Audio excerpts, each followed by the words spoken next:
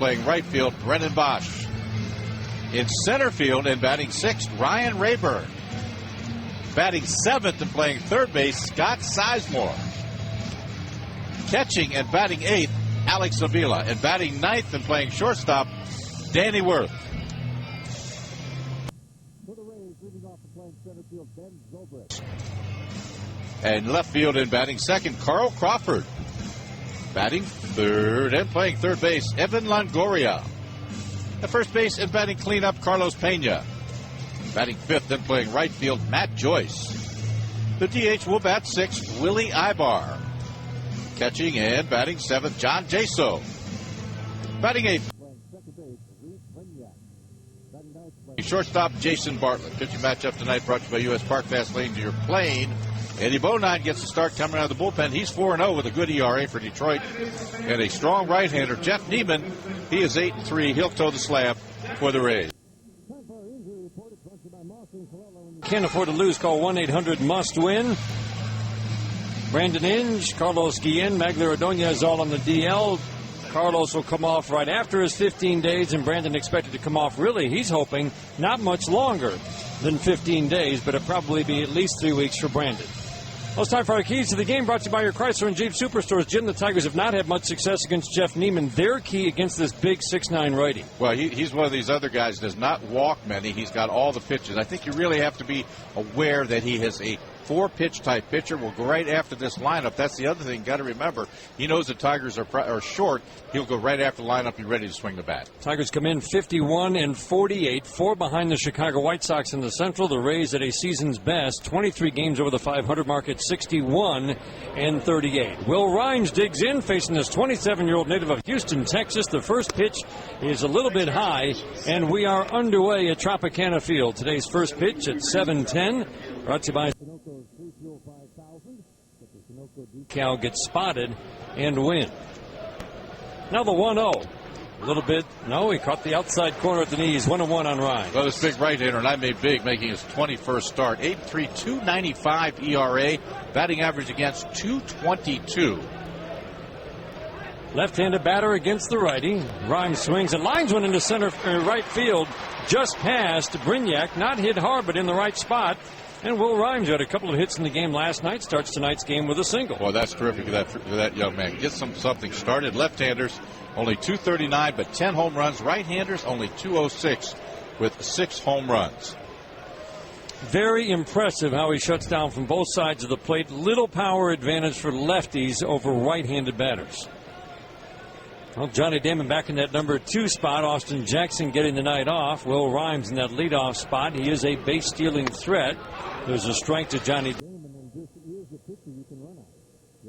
Guy that has some success against this right-hander, Johnny Damon, 3 for 8 lifetime. But he's slow to the plate, high leg kick.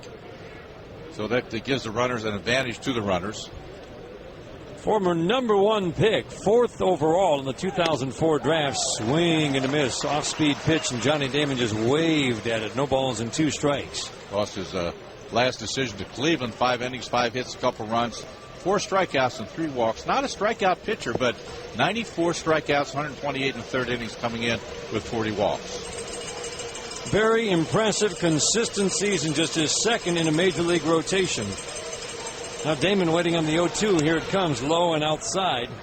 Very stormy day here in the Tampa, St. Pete area on the Gulf Coast. It's like back home. It was, stormy back home from what we heard. Pretty good storms moving through the metro area.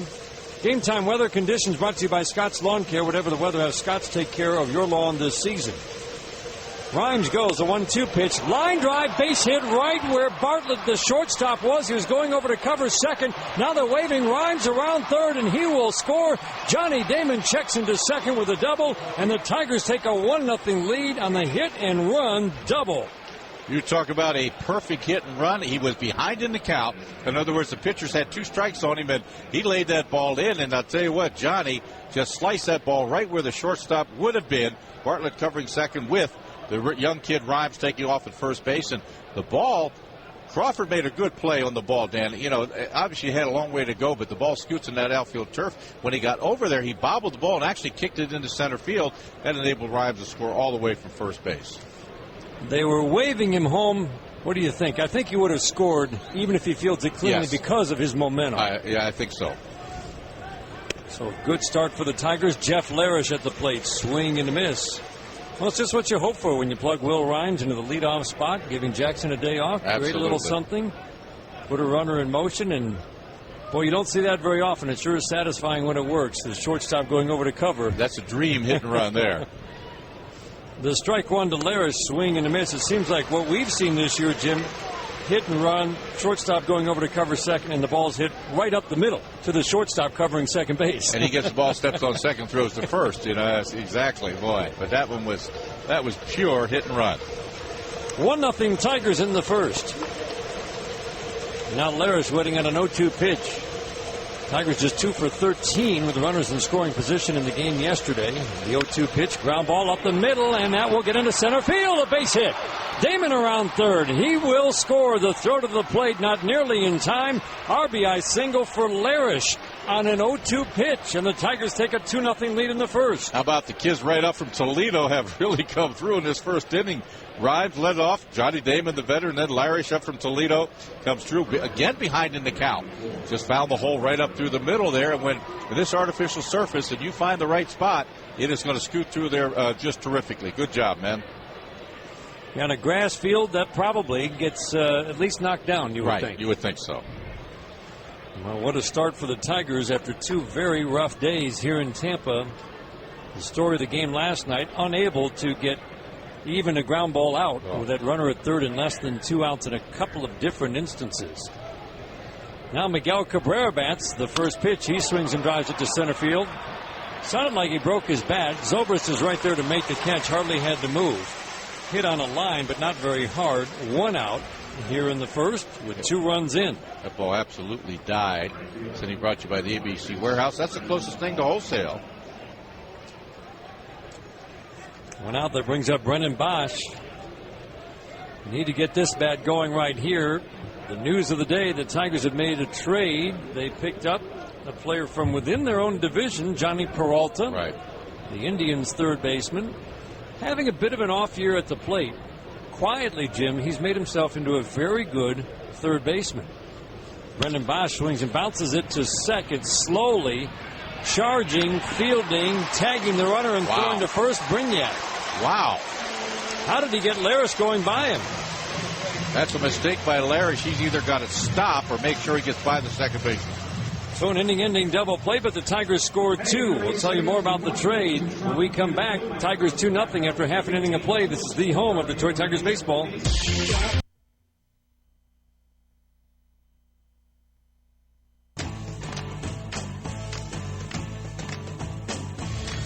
2-0 Tigers in the bottom of the first. Now the Rays getting ready to face the 29-year-old native of Columbus, Georgia, making his first start of the year, Eddie Bonine. Well, I'll tell you what, he's done a terrific job. This is his 32nd appearance. The most he has gone all year is 4 innings at one time. But he has been awfully good. He's 4-0, 2.72 ERA, 46 in the third, 42 hits, 14 earned runs, 16 walks, 21 strikeouts. And, you know, his stuff, I'll tell you, I like his stuff because he's got a variety of pitches. Doesn't throw the knuckleball as much as he used to, but the breaking ball has been good. The slider and the fastball at times has a pretty good giddy up on it. Ben Zobrist takes a strike. But this is his 32nd appearance for the Tigers, and Dan, I think I think he's earned an opportunity for this. Now Zobrist, the switch hitter batting lefty, takes a pitch off the plate inside, another fastball. Left-hander's 229 with 2 home runs. Right-hander's only 250 with 3 home runs. Jim, we haven't seen Zobrist a lot. He's been struggling over the last 30 games or so. Has he changed things? It looks like he's changed things a little bit here tonight. Closed upright stance. There's a pitch in the dirt. I can't remember. We play them so little. It's tough to remember. He certainly came on the scene last year. Excited everybody with what he did in the power department. He's got an upright closed stance. He lines this one in the right center field gap. Bosch chasing it down to his right. Zobrist turns, heads to second, and Bosch gets it in quickly with a one-hop strike to Danny Worth and holds Zobrist to a single, what looked like a sure double. That was a rocket. He got over there quickly. He's doing a nice job defensively. He's struggling at the plate, but that hasn't bothered his defense at all. So we made a trade. Johnny Peralta for cash considerations and left-handed young pitcher, right, Dan? Giovanni Soto, a lefty who is down in West Michigan, 19 years old with a 2.60 ERA. The point Dave Dombrowski made that the Tigers just needed a veteran bat. This is a guy who's available, and his contract is up after this year with a club option for next year. Carl Crawford takes a strike, and we've seen it, Jim, in the last 4 days. Key situation after key situation. Right. Not necessarily last night, but your rookies are coming up all the time. Right, rookies, and then there's some veterans like Jim Leyland talked about, that should have come through, but they're not used to even being in those situations. He mentioned names. Everybody knows who it is, but you need somebody that can give a little bit of uplift to the offense. So Johnny Peralta is a Tiger. He is not here tonight. He just got the word the Indians are home.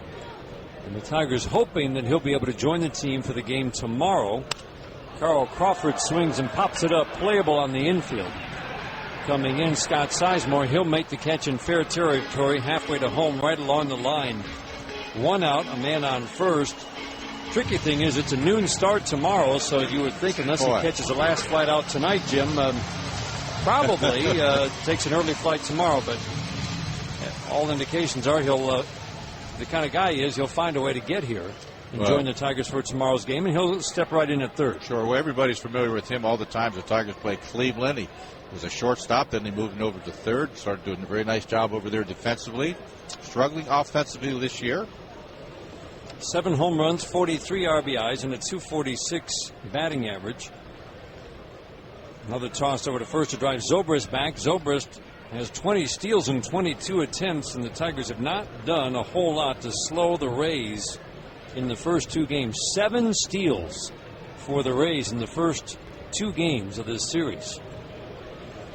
There's a swing and a tap foul right at home plate. Longoria batting. He's hitting .291. 2 for his last 25 to drop the average down to .291. Tigers have handled him, but Scherzer and Verlander were brilliant the first 2 games. They really were. So, Eddie Bonine, he knows what he has to do. He's going to start with starting pitching, and he's got to be able to do a job here tonight. 68 is the most pitches he has, or 66, the most he's thrown in the last couple of months. The strike one pitch, swinging a fly ball, right field. Haas coming in, he'll make the catch.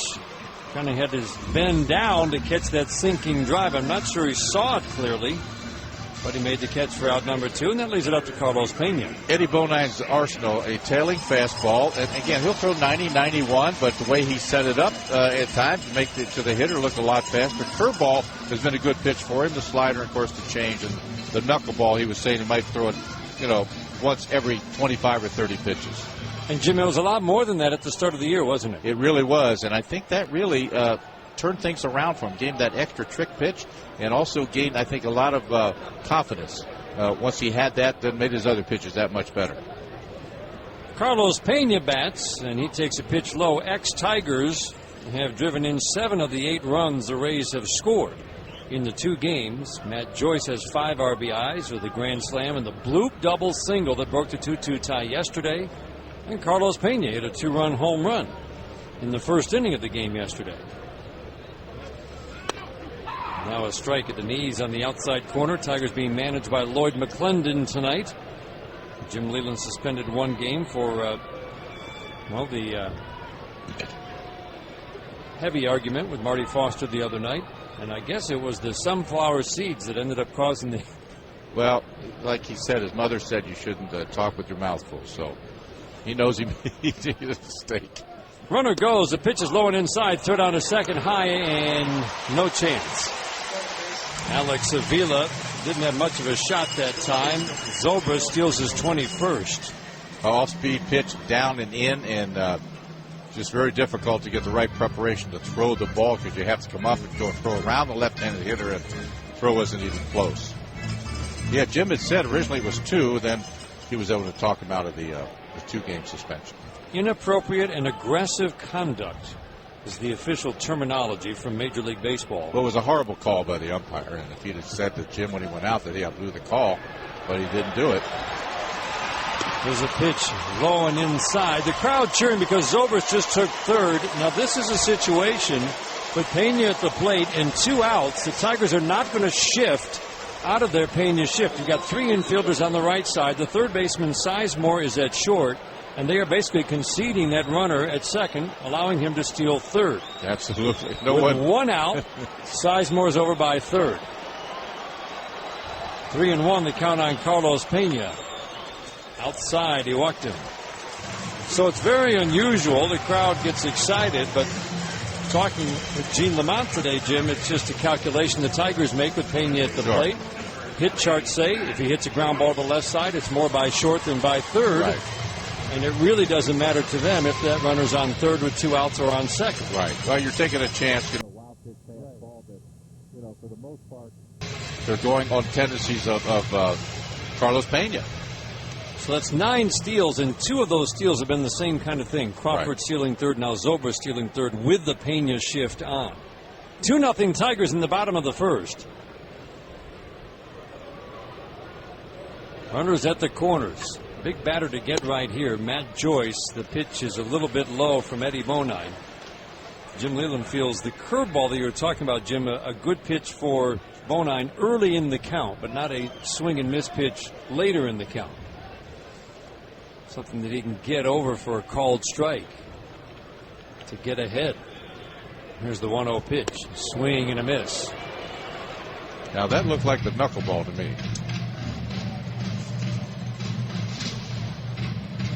That's what it was.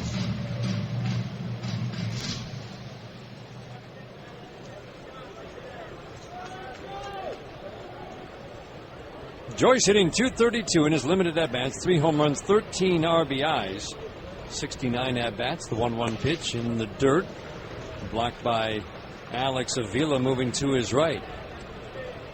To make room on the 40-man roster for Johnny Peralta, picked up from Cleveland, the Tigers designated Wilkin Ramirez for assignment, which is somewhat interesting. Very interesting. The fellow that we had heard was high praise from a lot of people. Here's the 2-1 pitch. Swinging a line drive, base hit in the left. Sound like he broke his bat again. In to score comes Zobrist. Tigers lead cut to 2-1. Yeah, Matt Joyce has 6 RBIs. Tailing fastball away, and I think he did break his bat, but he went with it, didn't try to pull the ball. If he tries to pull it, it's probably a ground ball. If he gets that ball down a little bit, it would be a little more effective.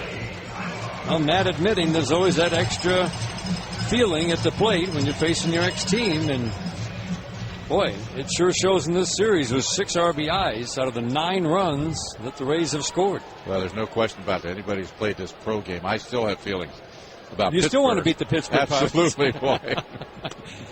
There's a pitch outside to Ibar. Can't believe they got rid of me and sent me to Detroit, which was I am thrilled to death about, by the way.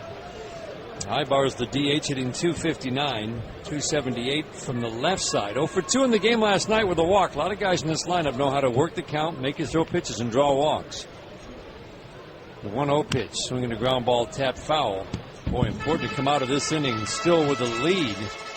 Pena's at second now. Joyce is at first. 2-1, Tigers with the lead. Hit and run double by Johnny Damon scored Will Rhines in the first, and then Jeff Larish on an 0-2 pitch singled up the middle to bring home Johnny Damon. Switch hitter batting lefty against the righty Bonine. The 1-1 pitch. Good fastball at the knees for a called strike. A couple more lefties coming up. Jaso and Brignac.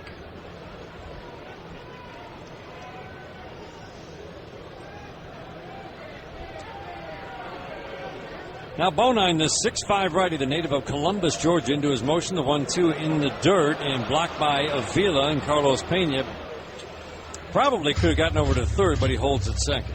It's probably the reason he did it when it went down the third base line. It's pretty bit easier for a catcher. Carlos does not have that type of speed, and with 2 outs, well, you have to be really sure you're going to make it. Jim, on that replay, it looked like Ibar got hit by the pitch. When it bounced up.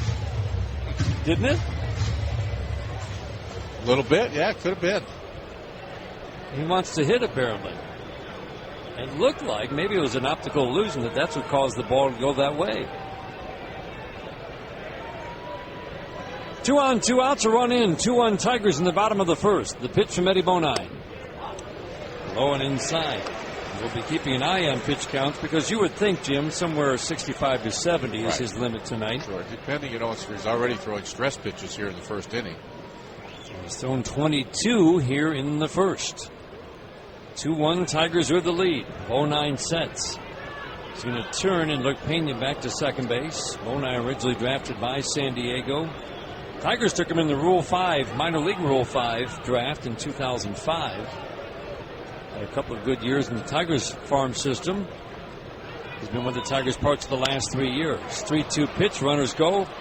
Pitch found out of play, well back third base side. Well, this is a team we saw in the first game that good fastballs and all-speed pitches were effective, but Eddie doesn't have that type of fastball, so he's going to need the secondary pitches to be awfully strong here tonight.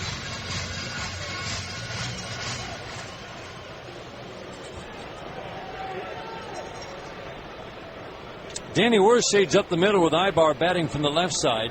Sizemore at third is deep and off the line. Damon in left field, in and toward the line. 3-2, runners go. Pitches a strike on the inside corner. He froze him with a fastball.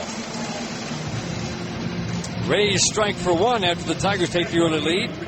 After 1 inning of play in St. Petersburg, 2-1 Tigers on the Detroit Tigers Radio Network.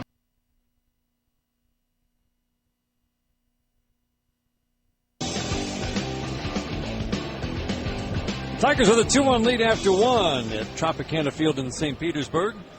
Ryan Rayburn takes a pitch low and outside. Rayburn, Sizemore, and Avila to face the big, and I mean big, 6'9" righty.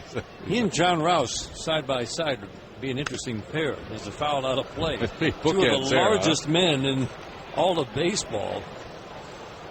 And Neiman, boy, Jim, what a solid couple of years. Last year's first full year, 3.90 ERA. Now a 2.95 ERA in his second full year in a major league rotation. Yeah, pitching mainly in the East, which is not a lot of fun. East Division.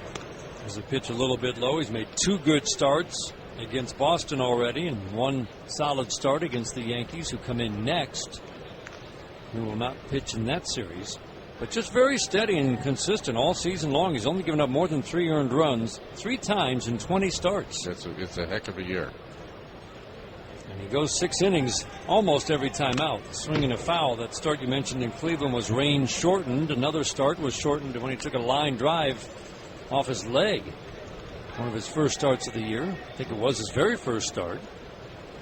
Wonder how the ball is. He's like a house out there. As you said, by the time he lets it go, a right-handed batter, it's not a comfortable feeling. 2-2 pitch, breaking ball away. Curveball missed, 3-2. Rayburn's hitting .205, couple of home runs, 23 RBIs for Ryan. He had a hit in the game yesterday, had the only RBI. A little chopper over the mound. Here's the 3-2 pitch. Swing and a pop-up. Playable right side. Carlos Pena coming in right next to the bag, and he'll make the catch. 1 up and 1 down here in the second, with the Tigers leading 2-1. Martin, you go to Bell Tire today, enter the Bell Tire Blast Zone, and they'll get over there and enter at Bell Tire right away. Group tickets, party suites, and picnics. A lot of fun at Comerica Park. Groups of 15 more get discount tickets to certain games. 313-471-BALL or visit Tigers.com. 1 out. That brings up Scott Sizemore. A couple of hits in the game last night. There was a pitch in the dirt. Tigers actually had 12 hits in the game last night, but they left 11 on base. Oh, boy. And the situational hitting was, it's just really bad. By that I mean just need to put the ball in play to drive in a run. 1-0 pitch. There's a strike at the knees. And Jim talking with you about it on the pregame and also with the media before the game. Just that situation with the infield back, as he said, you take the 2-strike approach to the plate. Absolutely. Not waiting until there's 2 strikes. And that's what it looked like in a couple of different at-bats. There's a pitch in the dirt to make it 2-1 on Sizemore, but Santiago struck out on a 1-2 pitch with runners at second and third and nobody out. Jackson bounced out, Rhymes popped out. In the inning before, Ryan Rayburn struck out. Right. With a man at third and 1 out. Pitch outside makes it 3-1 on Sizemore. Hit a double in the game last night, deep to center field. 3-1 pitch. Swinging a ground ball here up the middle. Comes up on Bartlett, but he fields it neatly, turns and throws to get Sizemore. Boy, those are soft hands for Jason Bartlett at short. One of those shortstops that never gets a bad hop. A nice talk with Evan Longoria before the game about that double play last night. And I told him, I said, you know, I was yelling in the booth, I can't believe you didn't go home. He said, well, I just feel so comfortable going to second. But he was also talking about the infield, how they took the infield dirt on the last road trip 3 feet. They went down 3 feet deep and replaced the infield dirt. He said it's really good. Is that right? Yes. That's a big job. Yeah. Alex Avila takes a strike because it has not gotten great grades, if you will, in the past. But he was saying this turf is not much different than grass. He said it's as close as he thinks as close as you can get to natural grass. Strike one to Alex. Just missed inside, almost the same spot with a fastball at the belt. 1 ball, 1 strike. Watching Evan Longoria take ground balls from his knees on that field turf to start his warm-up today. Well, we talked about that, too. I said, that's a catching drill. He said, that's where I learned it. Here's the 1-1. Here's a hot shot to short. Backhanded, though, by Bartlett. Throws over to Pena. Avila hit it hard. But he's the 3rd out of the 2nd inning. Rays bat in the bottom of the 2nd. The Tigers have the 2-1 lead. This is the home of Detroit Tigers baseball.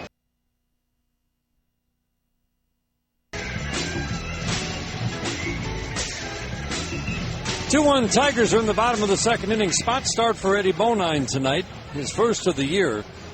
Made 3 really solid starts down the stretch for the Tigers last fall during the drive to the Central Division that ended up in a 1-game playoff with the Minnesota Twins. But he made 3 solid starts. He's made 9 major league starts. 5 of those came in 2008, 4 last year. He had a .266 ERA in September of last year. 1-0 pitch is a strike at the knees to John Jaso. You know, Dan, I think it's important to have somebody like Bonine on your team that can do all those things that you just talked about. Short, long, start, whatever.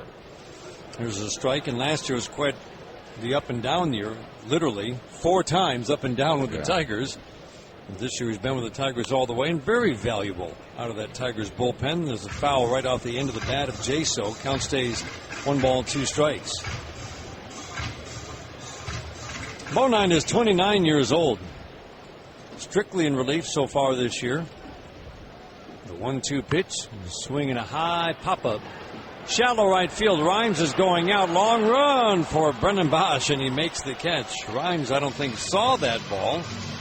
Hit right over his head, and Bosch bailed him out. All right, gang, the White Sox will be in Detroit August 3rd, Tuesday. All fans are going to get a Armando Galarraga almost perfect commemorative print. How about that? First plus 28 lucky fans win an Armando Galarraga autographed baseball. For tickets, 866-66-TIGER. Visit Tigers.com. Almost perfect. How about that? And it is true. It was perfect, but almost. Get your print. We'll never forget it, that's for sure. Oh, man. There's a strike at the knees. Tigers started the day 4 behind the Chicago White Sox. Their largest deficit of the year has been 4.5 behind the Twins. Twins are on a little roll right now. They beat the Royals today, had to hang on at the end. Brignac shows bunt, pulls the bat back. Marty Foster, the home plate umpire, goes up with the right hand at strike 2. Seeing some good tailing action with his fastball so far. Now the 0-2 pitch, swinging a weak ground ball past the mound. Danny Worth waits for it, gets rid of it, and he did not get him. That's a mistake by Danny Worth. Slow ground ball to short, and he needed to charge it. Yeah, you got to charge it. You got to understand. You got to understand how fast the runner is, if he's left-handed runner, what kind of speed he has, and you got to realize that you have to put that through your mind before the ball is hit, and then you got to charge the ball and then gut him out. No chance there. And that is a mental mistake, in my opinion. We have not seen Danny Worth make that kind of mistake. He's been so rock solid at short. Qualify the speed of the runner before the ball is hit. Team that bounces into the fewest double plays in baseball in the Tampa Bay Rays. Eddie Bonine has shown a knack for getting double play ground balls turned behind him. There's a little toss over to first to drive Brignac back. Not a base stealing threat, 2 steals, but he's been caught 3 times. The ability to keep batters off balance. That helps create double play balls. Sinkers help too, but get them off balance. Bartlett is a tough guy to double up. Just 2 double plays off his bat this year and almost 300 at-bats. There's a pitch outside. Sizemore at third, Danny Worth at short, Will Rhymes at second. This has been the infield down at Toledo for a good part of the year. Toss over to first. Will Rhymes, talking with him before the game. There is that comfort level, he says, looking over, seeing Danny Worth over at short. His good buddy Jeff Larish, sometimes at first, but certainly on the team. That's a comfort.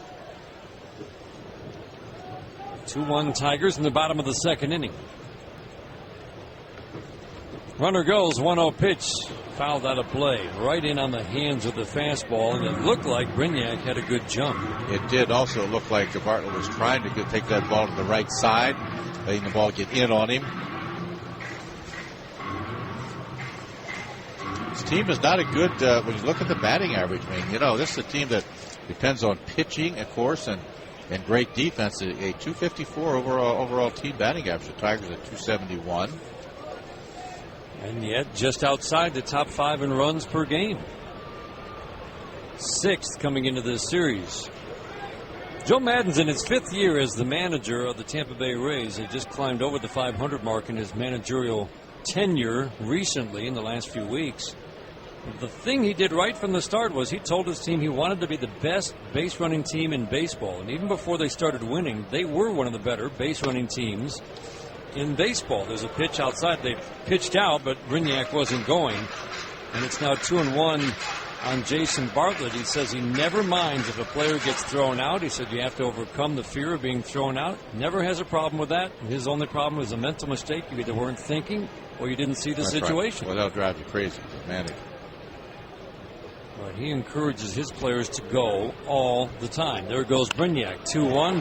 Line drive. One hop to third. Sizemore spins. Throws. Got him. Good play by Scott Sizemore. He fielded it going to his left and spun, and then he kind of caught it clean, it looked like, and he took a funny hop, but then he gunned out Bartlett. Brignac at second with 2 outs. Ball not hit very hard, but good first step by Sizemore and then a good throw.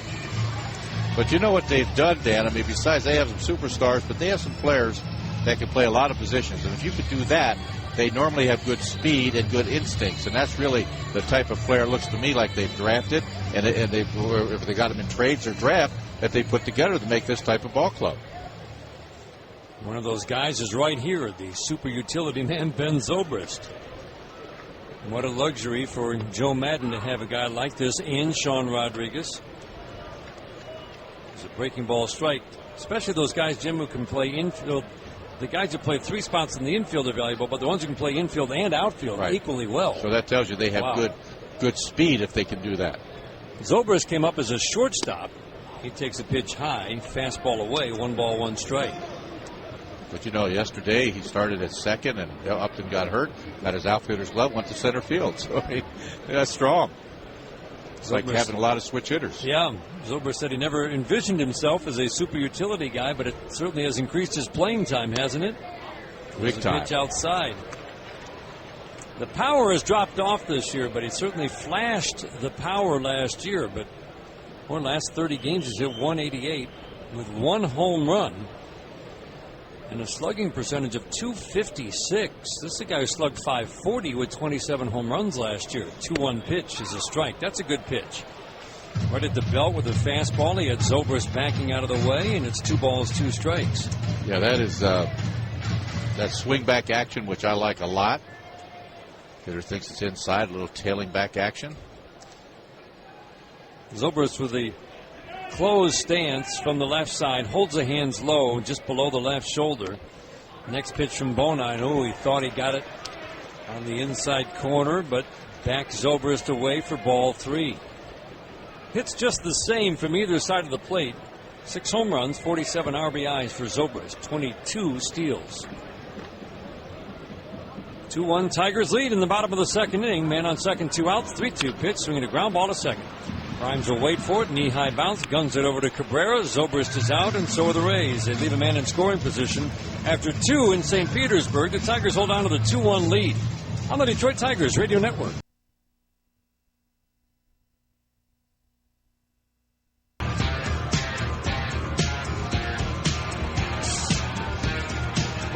We'll lead off. 2-1 Tigers are in the third inning. Jeff Neiman, drafted in 2004 out of Rice University, 2 picks behind Justin Verlander. Injuries set him back a little bit. His arrival date was a little later than Justin's. But boy, he's a big part of this rotation now. 5 pitchers, 28 years old, all 28 years old or younger. They've been together as a group all year. Nobody else has made a start except those 5. There aren't many teams who can make that claim. No, that's right. That's strong. That's a lot of horses on one team. Now Danny Wirth takes a strike. Neiman 8th in the American League in ERA, and David Price, who we'll see tomorrow, is in the top 5 in ERA, even though they're very close together. David Price is at 290. Neiman's at 295. There's a pitch low and outside. Cliff Lee leads at 240. What a night he had, Jim, last night. Oh, man, he's something else. No walks, a career-high 13 strikeouts, and a no decision. I know, he's something. Danny Wirth taps it foul. Texas ended up winning last night in 10 innings after Cliff Lee had left. But he just keeps doing it no matter what uniform he has on. 7 walks now and 114. It makes no sense. Strikeouts. 7 walks. You know, you talk about sometimes maybe having too much good control. Doesn't matter with him. No, it doesn't, does it? The 1-2 to Wirth outside. He comes in hitting .250. He is on pace, Jim, for one of the all-time great seasons with strikeouts and walks. That's a 16-1 strikeouts. Oh, it's incredible. 16-1. When he walks somebody, he's worried he lost his command. Here's the 2-2. Foul out of play. My favorite note out of that game last night, he's made 8 straight starts now of 8 innings or more, walking 1 batter or less. 8 straight. He's one of 4 pitchers to do that in the last 90 years. He looks to me like he's throwing darts. Boy. That is quite a run. Here's the 2-2. Low and outside, and I don't think you can overemphasize how big that trade is going to be and has already been for the Texas Rangers. Yeah, and there's a lot of rumors, about Dunn and so forth, that they'd like to have him to play first base. Watch out. I think every contender yes wants Adam Dunn. There's a swing and a miss. Danny Wirth foul tipped it to the glove of the catcher, Jaso, and strikes out to start the third. Neiman strikes out just about 6.5 batters per 9. Well, he tied him up with that fastball. I forget Sunoco's Free Fuel 5000 is back. Gets the Sunoco decal, gets spotted and win. Texas has opened up an 8.5 game lead in the American League West. Yeah, and then there's rumors about the Angels getting done also. Like I said, everybody's in contention. Everybody wants done, and you can't blame them. There's a pitch outside, but Jim, you think about the Angels sliding to 8.5 back, approaching the trade deadline. I mean, they're only a game over 500. They've got some decisions to make. I mean, can they realistically make a run at the Rangers? Here's a ground ball weakly to second off the bat of Will Rhymes, scooped up by Brignac. An easy toss to Carlos Pena. Rhymes, who singled his first time up, bounces out. 2 up, 2 down, 2-1 Tigers in the third. Well, that's what happens as, that time, withers away. Do you sell or do you load up? I mean, so much of it now, Dan, in my opinion, is the contracts. What do you inherit? What do you have to pay the rest of the year with money? And some of these teams have big payrolls like the Tigers. Johnny Damon takes a strike. We've already seen teams picking up large portions of contracts for the player they just traded to make the deal happen, like Cliff Lee to Texas. Strike 1 pitch is outside. Damon doubled his first time up. Perfectly executed hit and run with Will Rhymes at first. Well, Dan, Willis and Nate Robertson, let's face it. And they're both, Nate's been released, and is Willis pitching in the minor leagues? I believe in the minors, yeah. Now Neiman, the big 6'9" righty, delivers, and he blows a fastball right by Johnny Damon. 1 ball, 2 strikes. Damon had a 1-2 count in his first at-bat. Doubled. Jason Bartlett, the shortstop, was going over to cover second, and he hit it right where Bartlett had been, up the gap in left center. The 1-2 pitch. Swinging a fly ball, right field, fairly deep. On the run is Joyce onto the track, looking up, and that ball is gone. A home run. Line shot that got out in a hurry. Johnny Damon with number 7. And the Tigers take a 3-1 lead here in the third. There's an adjustment by an old pro by the name of Johnny Damon. Threw the fastball by him up in the zone. Came right back with the same pitch. And Johnny said, no, I'm going to get you. And he did. That's a big old home run, making delicious flavors for over 100 years.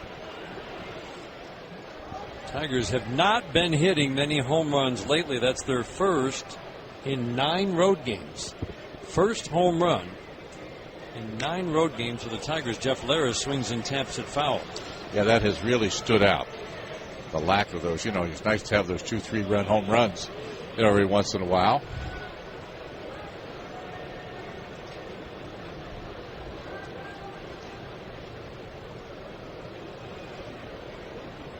Larris singled home a run his first time up on an 0-2 pitch. He singled up the middle. He takes a pitch outside. Marty Foster says ball 1, very close. Gary Cederstrom's at first tonight. Ed Hickox at second. Fielding Culbreth tonight, third base umpire. 1-1 pitch to Larris. Swing and a miss. Good changeup.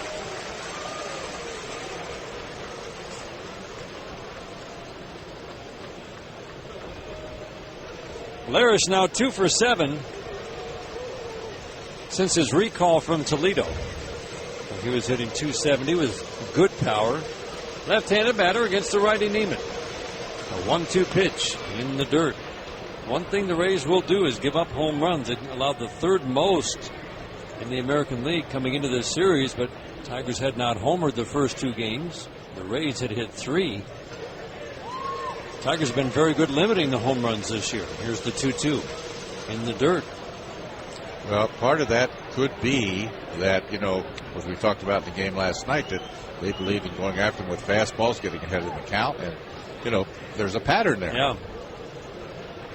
Joe Madden says they stress it over and over and over with all of their pitchers. Get ahead with your fastball. Throw your fastball.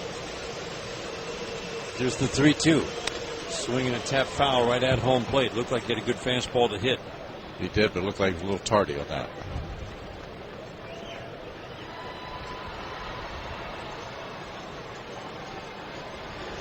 Tigers could use a little home run pop. 15 home runs at Toledo for Jeff Larris. Now the 3-2 pitch. Swinging a ground ball to third. Knee-high bounce for Longoria. Charges, throws wide to first, and what a stretch by Carlos Pena to grab the ball and keep the foot on the bag. Tigers get 1 on the Johnny Damon home run. We go to the bottom of the third with the Tigers on top now 3-1. This is the home of Detroit Tigers. Tigers bottom of the third. Carl Crawford takes a strike from Eddie Bonine. Rays have made Bonine throw 42 pitches through the first 2 innings. 66, again, the most he's thrown in the last couple of months. That's kind of your benchmark for tonight. Somewhere in that neighborhood. There's a fastball outside. Crawford 2 for 8 with a home run in the series. 0 for 1 tonight, so make it 2 for 9. Popped out his first time up, the 1-1 pitch. Swinging a foul out of play. Boy, good pitch. Had him off balance. Let's pause for station identification on the Detroit Tigers Radio Network.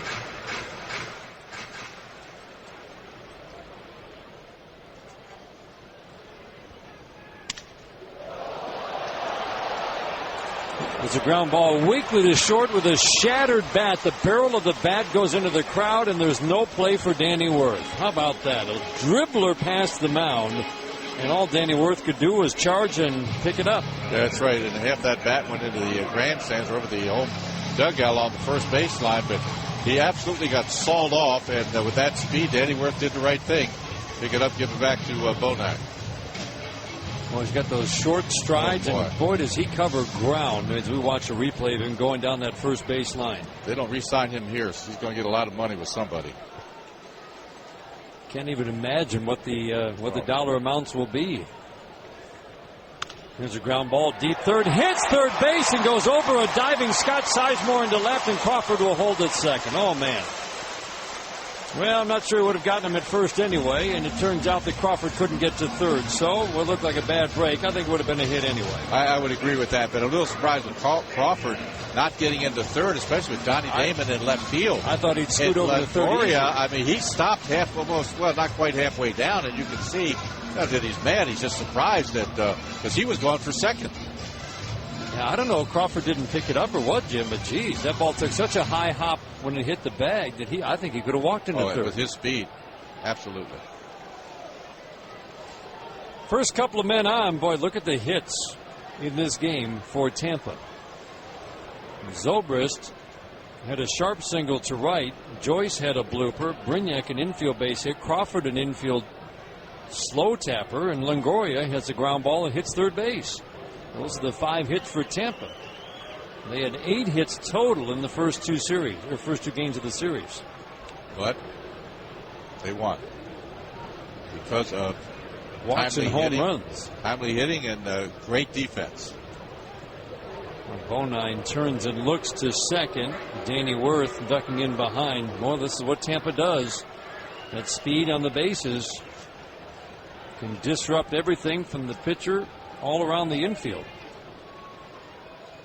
Crawford has 37 steals. Here's a ground ball, and his pass rhymes in the right field off the bat of Pena. Base hit. Crawford will score. The throw comes all the way through. Holding at second is Longoria. No play at the plate. Pena with an RBI single as the ex-Tigers continue to produce runs in this series, and it's now 3-2. Runners at first and second, nobody out. Yeah, that ball was hit hard. Looked like it lanced off of Will Rhymes' glove. It got into right field. Remember the artificial surface. The ball gets through there pretty quickly. That ball was hit very hard.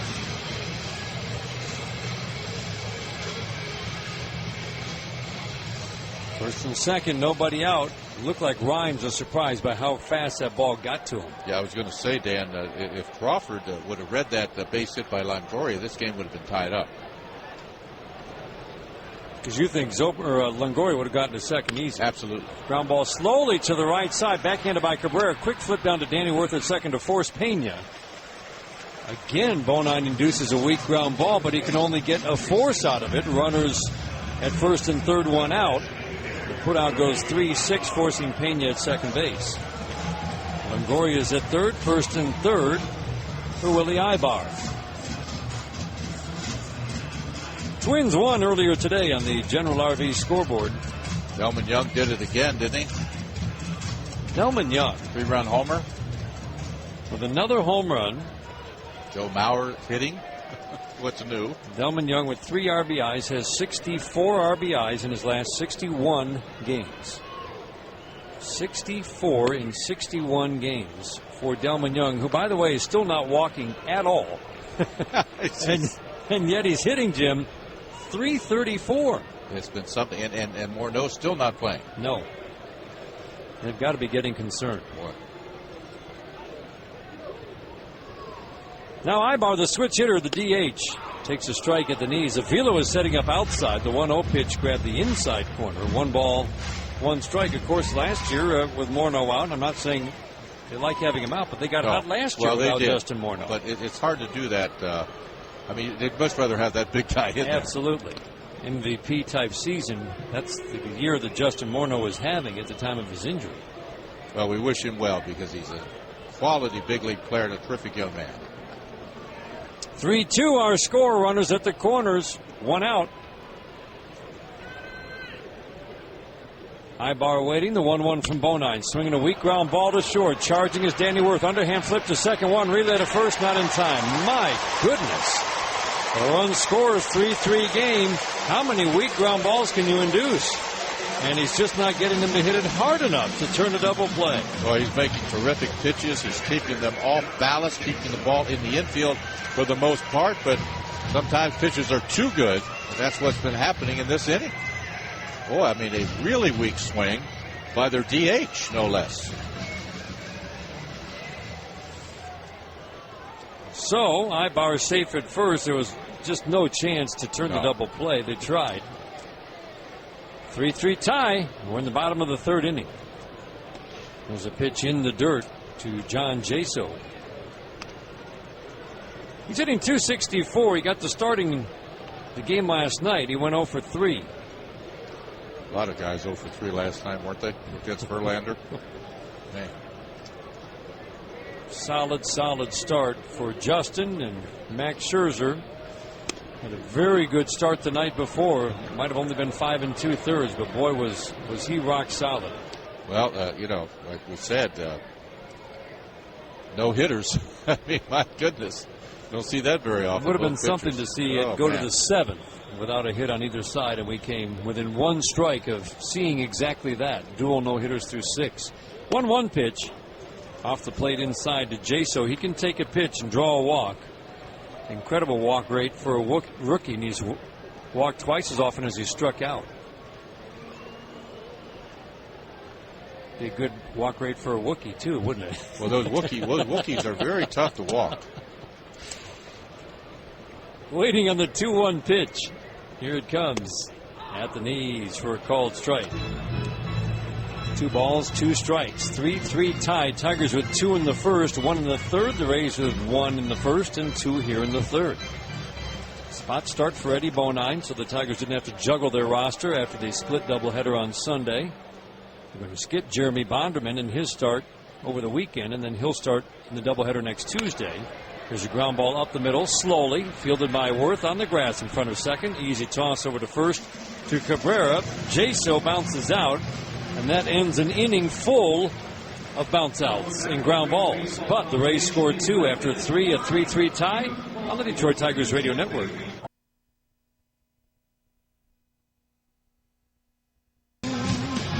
With every strikeout by a Tigers pitcher in this game tonight, $100 will be deposited to the University of Toledo Scholarly Savings Account.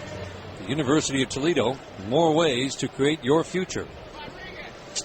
What an inning of ground balls, Jim. Well, it really was something. Pena hit the ball hard. Yes, that's it. Right. Ground ball single, line drive single, bounce out. And the Rays scored 2. Yeah, really 2 balls hit hard, Logoria's and Pena's. Everything on the ground. Cabrera takes a strike. We're in a 3-3 tie now in the top of the 4th inning. 3 runs, 4 hits for the Tigers. 3 runs, 6 hits for the Rays. Strike 1 pitch to Cabrera, low and outside. A lot of conversation about Joe Maddon's unusual move last night of walking Cabrera with runners at first and second. Makes sense. He said, well, there was a base open. And to me, it didn't matter whether it was third base or first. I agree with him. Here's the 1-1, low and outside. And it really did make sense given the Tigers lineup right now, which is full of rookies. This is the one major threat in the lineup for the Tigers. Move worked out well for Joe Maddon. The 2-1 pitch low and outside. And we just wonder, is this going to be what we're going to see now, the way teams pitch to Cabrera or don't pitch to Miguel Cabrera? If it isn't, I'd be surprised. I mean, he's just simply the best hitter in the game right now with power. 3-1 pitch, ground ball, fouled on the third base line right in front of third base coach Gene Lamont. I don't even think it's an issue in my mind.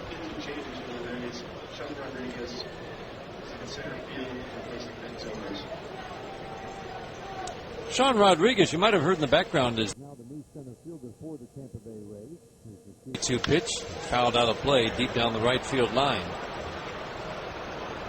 Rodriguez, who came over in the trade, the Scott Kazmir trade from the Angels, is a fine second baseman. We've seen him make highlight reel plays at second. They're very high on him. He feels his best position is center, which he does not get a chance to play very often. 3-2 pitch outside, good at bat for Cabrera. He draws a leadoff walk here in the 4th. Something brought to you by Firestone, how America gets to the game, and 15 days of summer at Comerica Park. Ticket Passion lets you pick the games you want. Plus, postseason priority, 313-471-BALL, or visit Tigers.com. Leadoff man on for the Tigers in a 3-3 game win the 4th. That brings up Brennan Bosch. If this bat heats up, then that also changes the equation with Miguel Cabrera and how other teams pitch to him.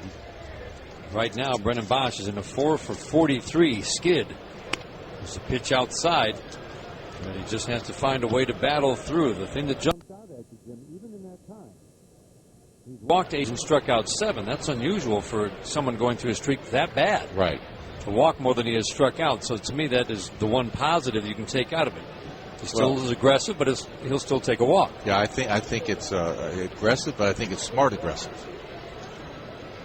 1-0 pitch, swinging a line drive, glove by a diving backhanded stop by Brignac. Whoa, man.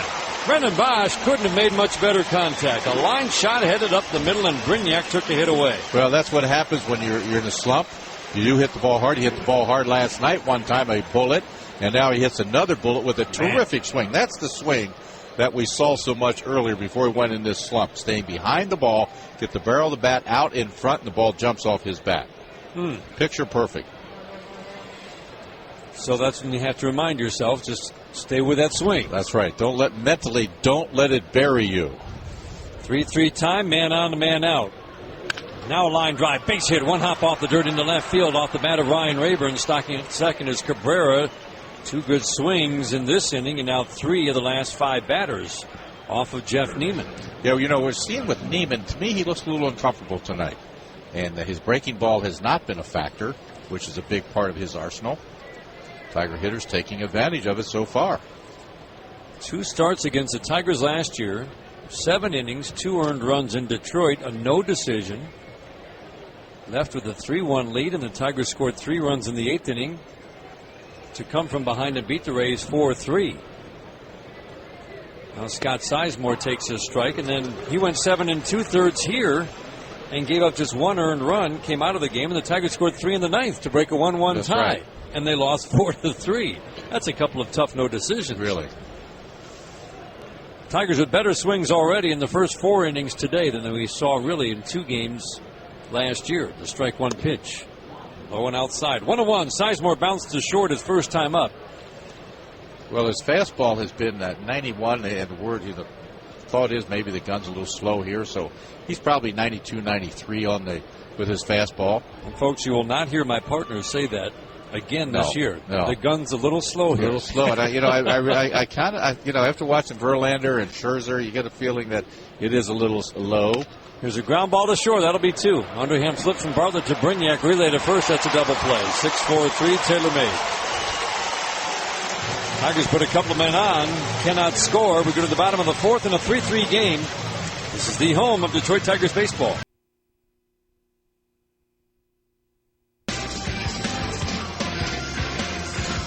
With every strikeout by a Tigers starting pitcher in this game, $25 will be donated to the Model Student Assistant Program, a program that helps teachers identify at-risk students. The Michigan Masons live better. Eddie Bonine pitching to the Rays in the bottom of the 4th inning, and the first pitch is high. 8-9-1 hitters to face Bonine, whose pitch count is in the upper 50s right now. Brad Thomas starting to throw in the pen for the Tigers, the left-hander. 1-0 pitch, swinging a foul out of play. Bonine has done a terrific job inducing weak ground balls in this game, but those ground balls found holes last inning, and he gave up a couple of runs. 3-3 tie as we go to the bottom of the 4th inning. Sizemore even with the base at 3rd. The outfield shallow. There's a line drive to center field coming in. Diving and not making the play is Rayburn. Rounding first, heading to second is Brignac. And the throw not in time. Rayburn got a piece of it when he dove. The ball trickled behind him. And Brignac never broke stride. That'll be a double to lead off the 4th. Well, Ryan will tell us after the game that he should have laid back, caught it on 1 hop, because when he dove, he really didn't have a chance to make the catch, and he's lucky that the ball did not roll all the way to the center field fence. That's a triple or who knows what after that, but very lucky. It looked like Jimmy hit his arm, not his glove, to slow it down.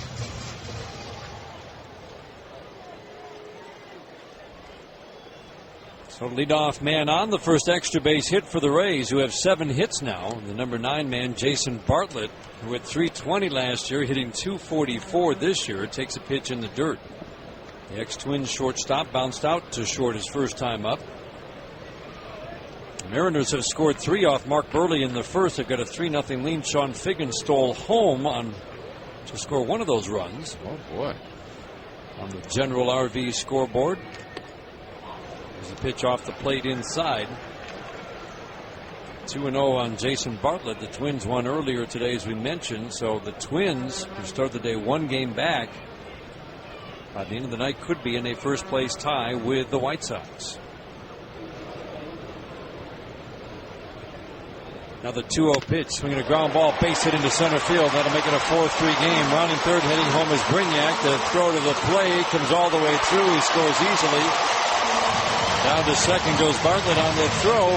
4-3 Rays here in the bottom of the fourth. Well, a solid base hit, back-to-back solid base hits after, well, some, I'd say, lucky base hits by the Rays up until this inning. But a scorcher by Brignac, and now Bartlett with a bullet back through the middle. And you know, Ryan has not played a lot of center field, but you've got to hit the cutoff man. Really no chance to get the runner at the plate. You hit the cutoff man, you get Bartlett trying to get into second base. As it is, he's there with nobody down. Fundamentals. And again, it all translates into bases. Bases given away or bases taken away. That's really one that you just gave away right there. There's a strike at the knees on the outside corner. It's all about base running for the Rays, and they take a lot of extra bases off opponents. And they squeeze the most out of this offense.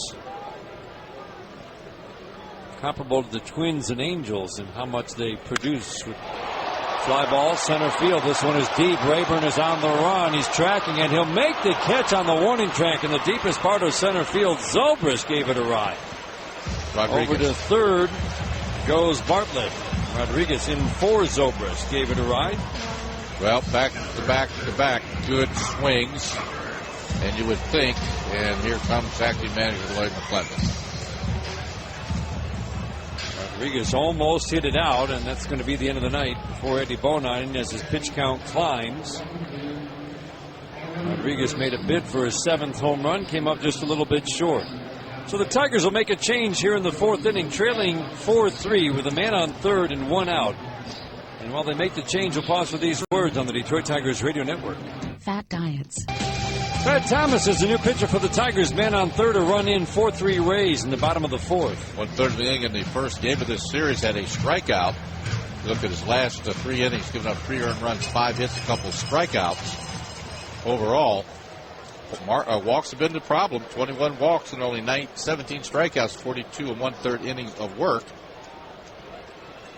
Kyle Crawford at the plate in the first pitch. Swing in a check swing. Tap foul right at home plate. Pitching change brought to you by Chrysler Jeep Superstores.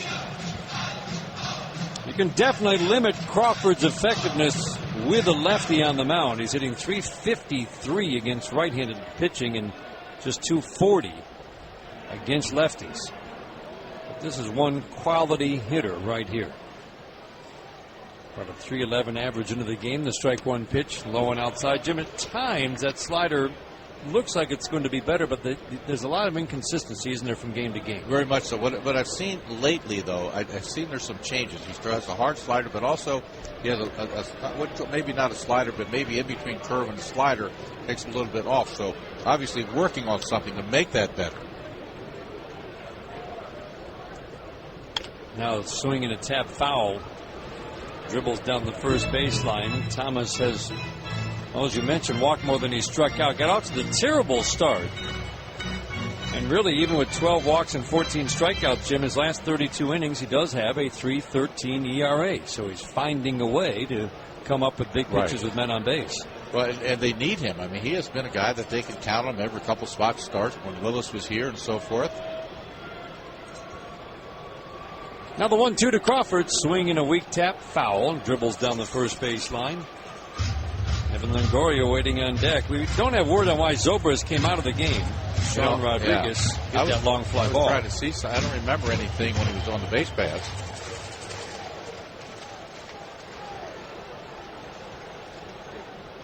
Crawford with an infield base hit. He scored a run last inning. Shattered bat. Dribbler past the mound for an infield hit. Here's the 1-2. Swinging a ground ball this time to Will Rhymes. And, he looked home, but he lobbed over to first to get the sure out. Thought he had a play at the plate, but he didn't feel like it was a sure thing, so he got Crawford at first. I think he had a play at the plate, but again, the youngster up here that is up here because of injuries, but I think he had a really good play. Obvious to get him at the plate and didn't take it. He cannot afford to give up runs like this. But again, you go back to missing the cutoff man on the throw home, allowing Bartlett to get down to second and then advancing on the fly ball. He's probably still at first, and that would have been an inning-ending double play. Yep, fundamentals. This is a thing that just eats it, folks. 2 out, space is empty. There's a pitch low and outside to Evan Longoria. 0 for 6 through the first 2 games with a couple of walks. Each time those walks ahead of a home run. He singled last time up, last inning. Ground ball that hit third base, popped over Scott Sizemore. Pitch from Thomas, low and outside. 5-3, Rays with the lead. 2 in the third, 2 more here in the fourth.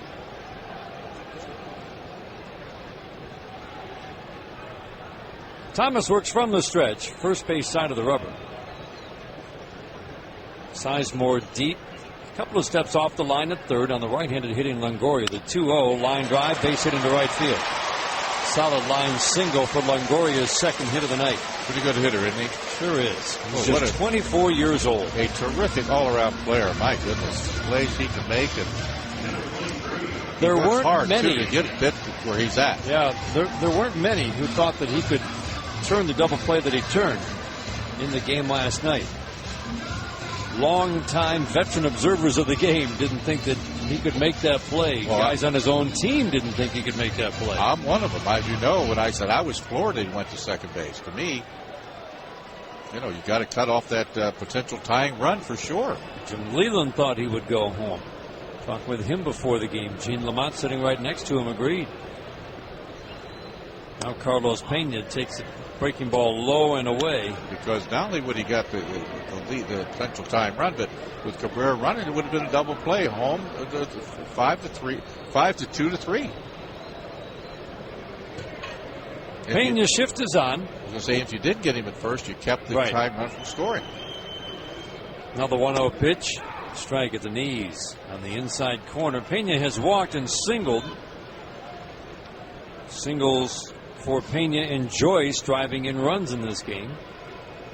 And they have a combined 9 RBIs in the 3 games. 5-3 Rays are in the bottom of the fourth. The Rays have won 17 of their last 23 games. A lob over to first. They can divide their season into 3 distinct segments. 32-12, followed by 12-20, and now 17-6. I remember they have the Yankees and Twins coming in on this homestand. 3 with the Yankees starting on Friday, 4 with the Twins starting on Monday, an 11-game homestand. Here's the 1-1, swinging a tap foul. 1-2 on Carlos Pena. Rays and Yankees.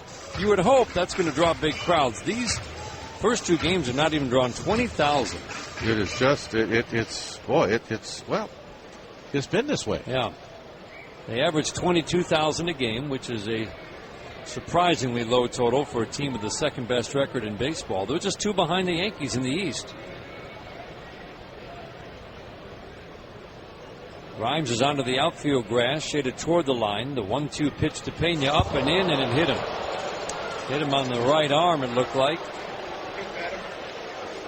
Supposed to be a breaking ball, and obviously slipped out of his hand.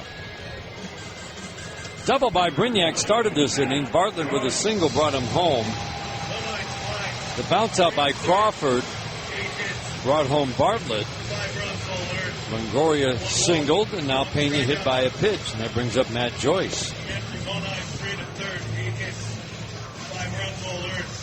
So Bonine gives up 5 runs on 8 hits and 3 1/3 in a spot start.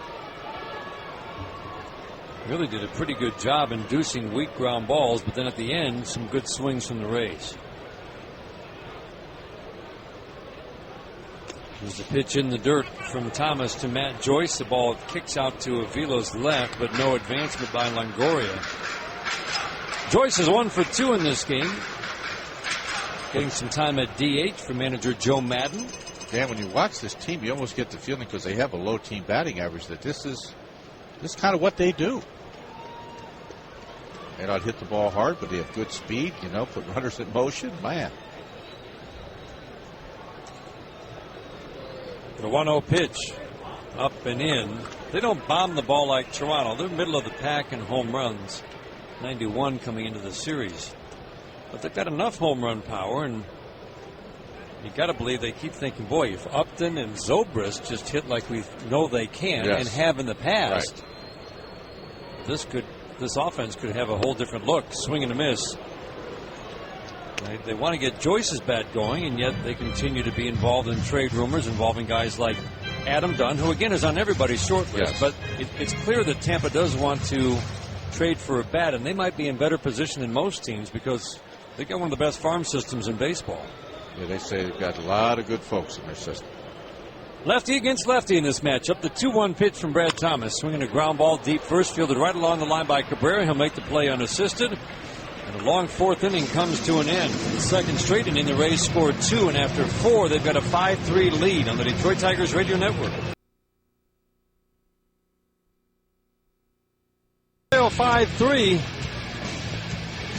We're in the top of the 5th inning. Tonight's game brought to you in part by U.S. Park, the fast lane to your plane. Tigers had a 3-1 lead after a Johnny Damon home run in the 3rd. Tampa with 2 in the bottom of the 3rd, now 2 in the bottom of the 4th to take the lead. Tigers have had some good swings tonight against Jeff Neiman. But he's only given up more than 3 earned runs 3 times out of 20 starts coming into this game tonight. Avila, Worth, and Rhymes to face him here in the 5th inning. Alex bounced out his first time up, takes a pitch outside.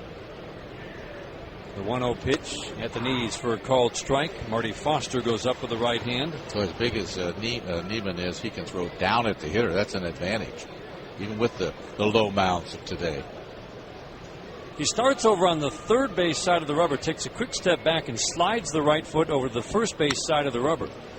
And he makes it look easy. There aren't many pitchers who do that, but he's so big, it's just like a quick little move for him. There's a pitch outside to make it 2-1. Well, that foot takes up the whole slab. Are you kidding? That's a big foot out there. Here's the 2-1 pitch, high and outside. Neiman does not walk many. He's cut his walk rate, bumped the strikeouts up just a little bit from a year ago. He's cut his ERA by a full run. 23-11 in his career. 13-6 last year, 8-3 this year. 3-1 pitch, a strike. Made a couple of starts in 2008. He's been the Rays' most consistent pitcher with David Price this year, and the Tigers face David Price tomorrow. Here's the 3-2 pitch. Swing the line drive, base hit into center field. Quickly over to field it is Rodriguez. And Alex Avila will turn and hold at the leadoff single here in the 5th. Yeah, I tell you, I think Neiman is. I don't think he has his A game tonight. And he's, I've seen some good swings, and just keep battling. His breaking ball has been so-so, and that's normally one of his good pitches. Does give up home runs. He's given up 16. Johnny Damon hit one tonight. Tiger home runs have really been coming in bunches.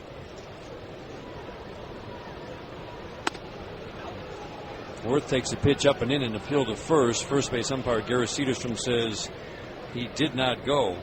Tigers hit 4 in one game, 3 in another, but Jim, in their last 28 games, they've had 18 games without a home run out of those 28. So a lot of games with 0. Right. And they do not have a very good record. Most teams don't. When they don't hit a home run, the Tigers are 16-30 in games where they do not homer.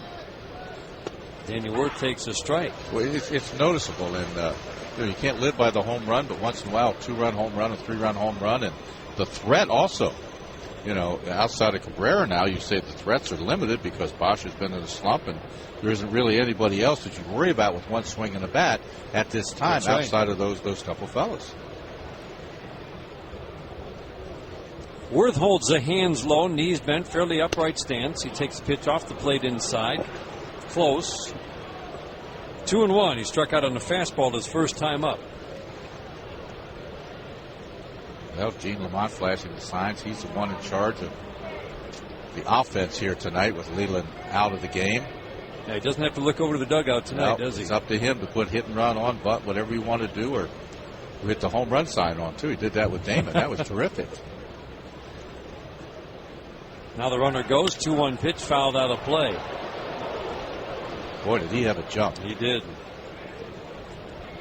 2-2 on Danny Worth. A couple of home runs for Worth, who has impressed a lot of people with his defensive play.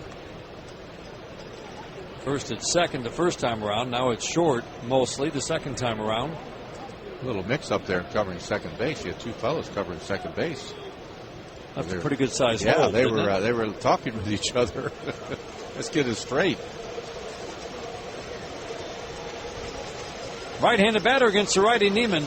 5-3 Rays in the fifth. The 2-2 pitch. A swing and a bouncer foul. Sounded like he broke his bat, and he did. Well, there's been a lot of broken bats in this Haven't there? series. My goodness, Scherzer broke a lot of bats. Verlander.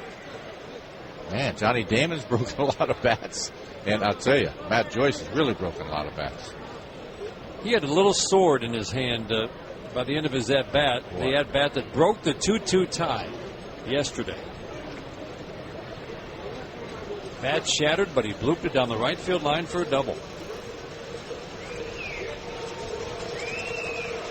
Avila with a short lead at first. Tigers down 2, trying to start something in the fifth. The 2-2 to Worth in the dirt.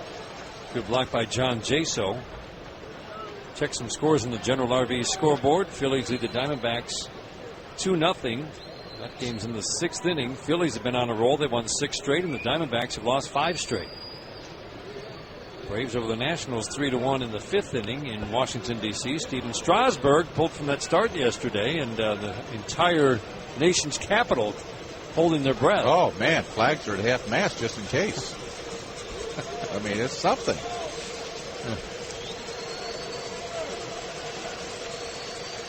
Runner goes. 3-2 pitch. Ground ball weakly to third. Charging Longoria. His only play is to first to get Danny Worth. Avila gets down to second. He's there with 1 out. Strasburg, it looks like, will be okay. Just a little stiffness in the shoulder, but they're not taking any chances with Strasburg. And well, what a start. 5-2, 2.32 ERA, 12 strikeouts per 9 innings so far. This is interesting, Dan. Hickey out there. Conference at the mound with a runner at second, 1 out. Will Rhymes at the plate. What do you think this would be about? Well, something he saw? Possibly. I mean, but he had the whole infield in. Perhaps, how they want to, what they want to do as far as pitch or area, location, so the infielders can, maneuver that way. But I don't know. But he came out of the dugout very quickly. Other National League scores: the Giants lead the Marlins 7-2 in the sixth inning. They're 2.5 behind San Diego in the National League West. Cardinals over the Mets 6-2 in the fifth inning at Citi Field in New York. Mike Hessman playing? Have to check it out. Get your daily Hessman update. That's right, up from Buffalo. Astros beat the Cubs 8-1. Carlos Lee with a couple of home runs. Will Rhymes takes a strike. 1 for 2 for Rhymes. Couple of hits in the game yesterday. Scored a run in the 2-run first. Reds beat up on the Brewers 10-2. And is Fielder still there? Fielder is still there so far. Brandon Phillips with a grand slam. He's having a nice year for Cincinnati. What a player. Strike 1 pitch in the dirt. 1 ball, 1 strike. Travis Wood made another good start for Cincinnati. Well, he's a good-looking young left-hander. Well, they got some good young talent in that rotation now. Red Sox beat the Angels 7-3 in Anaheim. How about that? A day game getaway in Anaheim. Yeah, how'd that happen? 4 home runs for the Red Sox to support Josh Beckett. Here's the 1-1. Swinging a fly ball, right field. Fairly deep, but drifting back is Joyce. He'll make the catch. Tagging, heading to third. Nope. Putting on the brakes is Alex Avila. Well, that's a little cautious right there, Dan. You were going to say the same thing, weren't you? That he could have made it. Made it easily. People say, well, why would you get with 2 outs? Well, with 2 outs, pass ball, wild pitch. I mean, a lot of things can happen in your favor. By the way, in that Twins win, Brian Dunsing made the start. A good start for him, a guy that we've seen in the past and liked. Yes. And he's going to get a chance to stay in that rotation, and he could be a real force for the Twins. They have a knack. Come up with people like that when they need it. Johnny Damon with a man in scoring position, fouls and out of play. He's doubled and hit a home run in this game. RBI double in the first on a hit and run. Home run just carried the wall in right. For a lifetime now, he's 5 for 10 off of Neiman. The Yankees lead the Indians 4-0 in the bottom of the second. Without Peralta. Without Johnny Peralta. On his way to St. Petersburg to join the Tigers. Strike one pitch. On the outside corner. 5-3 Rays. We're in the fifth. 3 runs, 6 hits for the Tigers. 5 runs, 9 hits for the Rays. That exceeds their hit total in the first 2 games, 8. Damon waiting on the strike 2 pitch. Swing and a miss. He got him on strikes. Changeup down and away. Damon strikes out. Tigers threaten but do not score. Head to the bottom of the fifth at Tropicana Field. 5-3 Rays. This is the home of Detroit Tigers baseball. 5-3 Rays in the bottom of the fifth inning. Tonight's game brought to you in part by Blue Cross Blue Shield of Michigan, the official health care provider of the Detroit Tigers radio network. Brad Thomas working in relief of Eddie Bonine, who got a spot start for the Tigers tonight, so they did not have to make a roster move and bring somebody up from the minor leagues. Willie Ibar turns around, bats on the right side, and takes a strike. We're talking about Jeremy Bonderman. Lower back stiffness for Ben Zobrist, knocking him out of the game tonight. You would think you might see that on this artificial turf. Ground ball, wide of third, and under the glove of Danny Worth. Even if he gloved it, it would have been a single for Ibar. He was way onto the outfield grass. Speaking of artificial surface, hitting brought to you by the DMC. All-Star lineups deserve All-Star DMC docs. And don't forget, White Sox August 3rd through the 5th. You can enjoy the weekday value pack. You know, it's a nice value pack, Dan. You'd like this. 4 tickets, 4 weenies, 4 Pepsis, 4 bags of chips, $55. 866-66-TIGER. Visit tigers.com. Did you like that? I did. Okay, good. Tell your friends. Now John Jaso bats. He bunts down the third base line. It's a good one, and Sizemore is trying to barehand it. Couldn't get it. Safe at first is Jaso. I think if he had barehanded it, he might have had a play, but it was a pretty good bunt from Jaso. It was a pretty good bunt, but, you know, it's a new position for Sizemore, and, you know, you got to be alert to charge that ball. And if you don't charge the ball, it's tough to throw the runner out. So a couple of men on. This is the 3rd straight inning where the Rays have put their first 2 men on. 11 hits now for the Rays.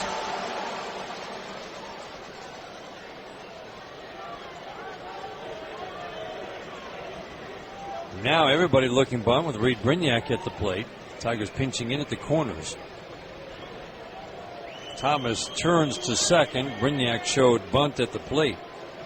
Talking about Bonderman, he'll be skipped this weekend, as we mentioned. He'll start one of the games in the day-night doubleheader next Tuesday and then pitch on short rest on the homestand. So again, the Tigers won't have to bring up a spot starter from the minor leagues and make a roster move. Brignac bunts out to the mound, fielded by Thomas. He'll go to second. It's a good heads-up play by Thomas, getting help from Alex Avila. The gun Jaso out at second to put runners at first and third instead of second and third. Well, what was good, he not only got the ball with the good communication, but he aired it out. He didn't lob it down there. God, it's just like in here we talk about pitchers aiming the ball and produce command of your stuff, but you got to make the play, you got to be forceful with it, and he was. Sean Figgins hit a home run, his first of the year in the second inning. Oh my goodness. Seattle has a 5-1 lead over the White Sox. In the second inning, that's Mark Burley on the mound. Long way to go in that ballpark. Chicago has lost 18 of their last 24. And they've been averaging, Jim, 2.5 runs a game in those 24 games. 2.5 runs a game. So here we go again with Dunn, and let's see, Fielder headed to Chicago. All the rumors. That's the Chicago looks like the front runner, but your point is a good one. The Angels were not considered, or the Rangers weren't considered a front runner in the Cliff Lee sweepstakes. That's right. Now a bunt, it's the squeeze, and they'll throw to the plate, and they will get Ibar. It was not the suicide squeeze, it was the safety squeeze. Ibar didn't break until the bunt was laid down, and he was an easy out at home. Yeah, you can't, the safety squeeze, you can't bunt the ball back to the pitcher. If you bunt it someplace else, you might have a chance. But right back to the pitcher. He played Pepper with the pitcher. So not good execution by the Rays, which is something they normally do very well. If that's down the first base line or third base line, it works. And he knows that. He just didn't execute it. So the putout goes 1-2. Brignac to second. Bartlett's at first. 5-3 Rays are in the bottom of the fifth inning. Thomas in his second inning of work in relief for the starter Bonine. There's a swing and a miss. Good fastball right by Sean Rodriguez. Interesting to watch this guy's career, Jim. His minor league numbers were just tremendous. Hitting for average, hitting for power. He's only 25 years old. He's getting his first extended shot at major league playing time, and he's had a pretty decent season for the Tampa Bay Rays. Strike one pitch in the dirt, gets between the legs of Avila. He will not make a throw as the runners advance to second and third. Brignac to third, Bartlett to second. Well, they'll probably call the wild pitch, but that's a ball that you shouldn't let skip through your legs. It was not a ball that bounced up. It was just a ball in the dirt in front of Alex. And, that's the dreaded thing that catchers work on so much. It's go down to block the ball, keep the glove down. Do not bring the glove up. That's why the ball scooted through there. He'll tell us after the game he should not have let that ball get by. A couple of men in scoring position for Rodriguez, who's hitting .258. Well, he fits into this team, that is for sure. Talking about Rodriguez. Right-handed batter against the lefty. The 1-1 pitch. Up and in. 6 home runs, 31 RBIs, 230 at-bats for Rodriguez.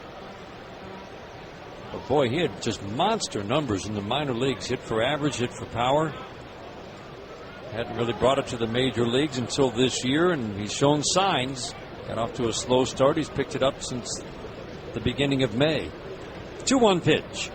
Swing and a pop-up on a broken bat left side of the infield. Scott Sizemore comes in, makes the catch, hardly had to move. Rodriguez is out, and so are the Rays. They threaten but do not score. Strand a couple in scoring position after 5-3 Rays on the Detroit Tigers radio network.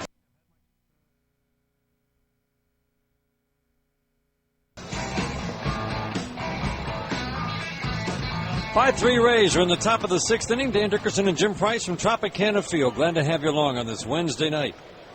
3, 4, 5 hitters to face Jeff Neiman. Jeff Larish takes a strike. 1 for 2 for Larish. An RBI single his first time up.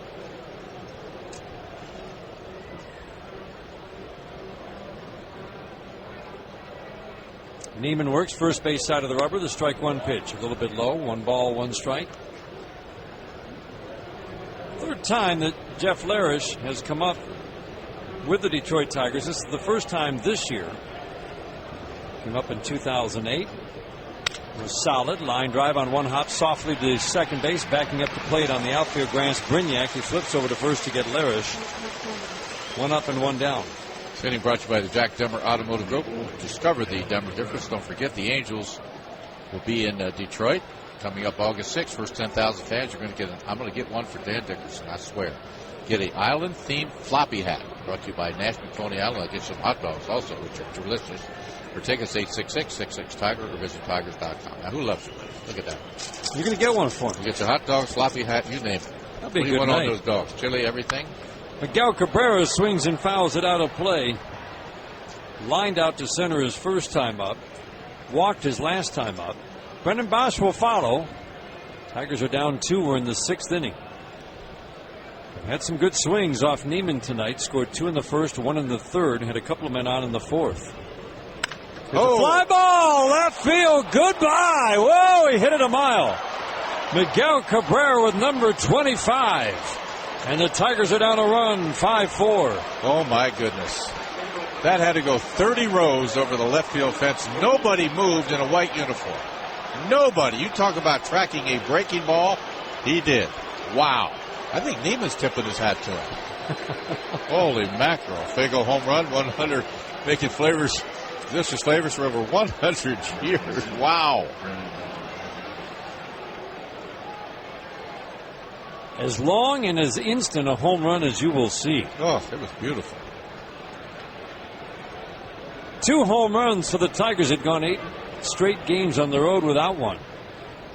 This is a young man who's overdue for a home run. There's a strike. As you say, keep hitting the ball hard, and he's done that the last 2 nights. He's hit the ball hard. Stay within yourself. Good swings. Don't get down. And the home runs will come. He's gone 87 at-bats coming into the game without a home run. There's a swing and a miss. You know, Dan, for anybody, when you go through a slump in the big leagues, it's tough. Then when you start hitting some balls, having some good swings, it makes it tougher. That's when you really have to a little bit talk to your buddies, talk to your friends that you trust, and just stay within yourself. Now pitch low and outside. And he's a rookie to boot, so it's just not easy at times. Nope.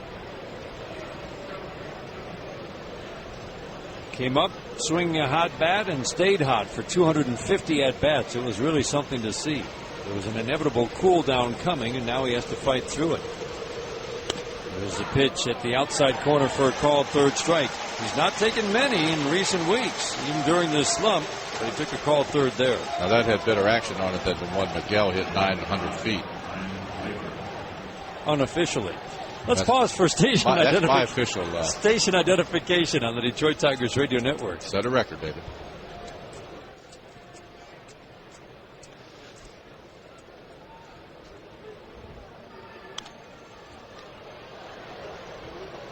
Ryan Rayburn swings and fouls the first offering from Neiman out of play right side, well back. 1 for 2 for Rayburn. He's popped out. Sharp single to left. Ryan brought a 205 average into the game. 4 runs, 7 hits for the Tigers. 5 runs, 11 hits for the Rays. Top of the 6th inning at Tropicana Field. The Tigers are trying to snap an 8-game losing streak on the road. Strike 1 pitch. Low. 1 ball, 1 strike.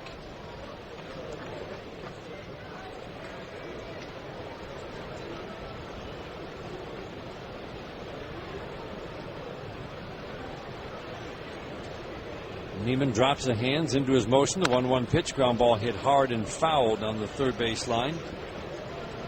Rayburn falls behind. 1 ball, 2 strikes. Only the 4th time this year that Neiman has allowed more than 3 earned runs in a start.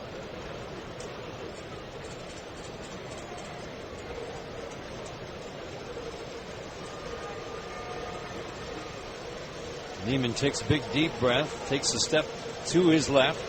1-2 pitch. Breaking ball just missed the mark. And the crowd getting on the home plate umpire, Marty Foster. That was close. Well, when a catcher holds the glove without moving it, he thinks it's a strike 2. And that's what he did. Now the 2-2 pitch.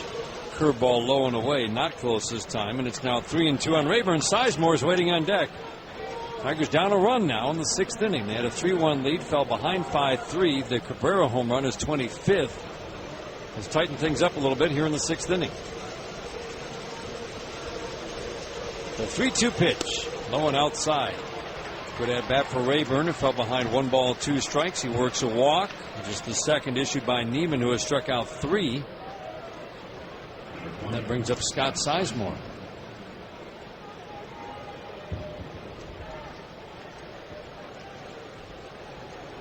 Sizemore's bounced out twice, both to short. One was an inning-ending double play with a couple of men on his last time up in the 4th.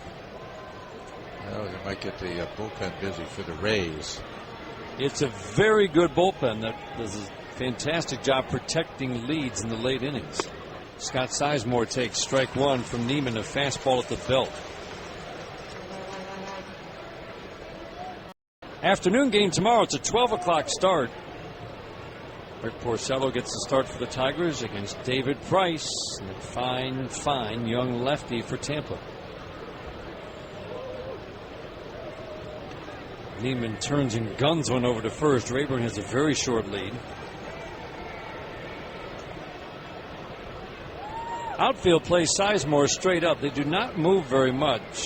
Crawford in left, Rodriguez in center, Joyce in right. Second baseman Brignac shades up the middle just a little bit. The strike one pitch. Swinging a line drive up the middle. A base hit into the left center field. Rayburn around second. He'll put on the brakes. Runners at first and second now for Alex Avila. Another curveball that stayed up in the zone, a little bit like the one Cabrera hit. You can track those, and he did put a good swing on it. Well, Jim Hickey on his way to the mound again. His second visit to the mound. Alex Avila singled his last time up, bounced out his first time up. Yeah, the curveball I mentioned earlier, his breaking ball tonight has been inconsistent. Thrown some good ones, but then some ones that, one especially went a long way. And then that one, which hung up, and Sizemore, another good swing. Well, while they're out there talking, to let you know you can follow the Tigers on your iPhone, iPod Touch. Now pay attention, this is a long read, folks. BlackBerry, Android phone with MLB.com. About 2010, play-by-play, video, audio. Visit Tigers.com. Got all that? Got it. Beautiful.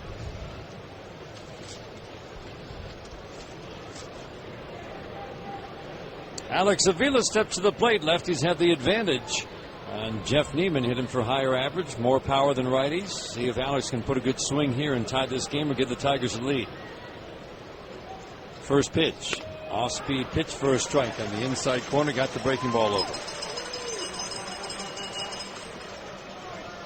Home run for Cabrera, and then with 2 outs, Rayburn walked, Sizemore singled. Bartlett trying to shorten that lead of Rayburn at second base. The strike one pitch. Outside. Stays off speed. The changeup misses. 1 ball, 1 strike. Danny Worth waiting on deck. Tigers down a run. We're in the top of the 6th inning. 5-4. Rays on top.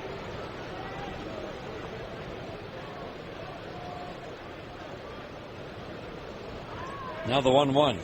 Swing and a miss. Breaking ball again. 1 ball, 2 strikes. Well, when you keep the curveball down like that, that has better action on it. That one ate up the young kid, Alex.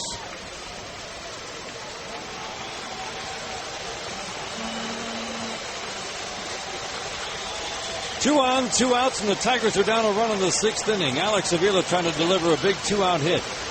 Neiman's been in trouble off and on all night. The 1-2 pitch, low and outside. Curveball changeup in this at bat.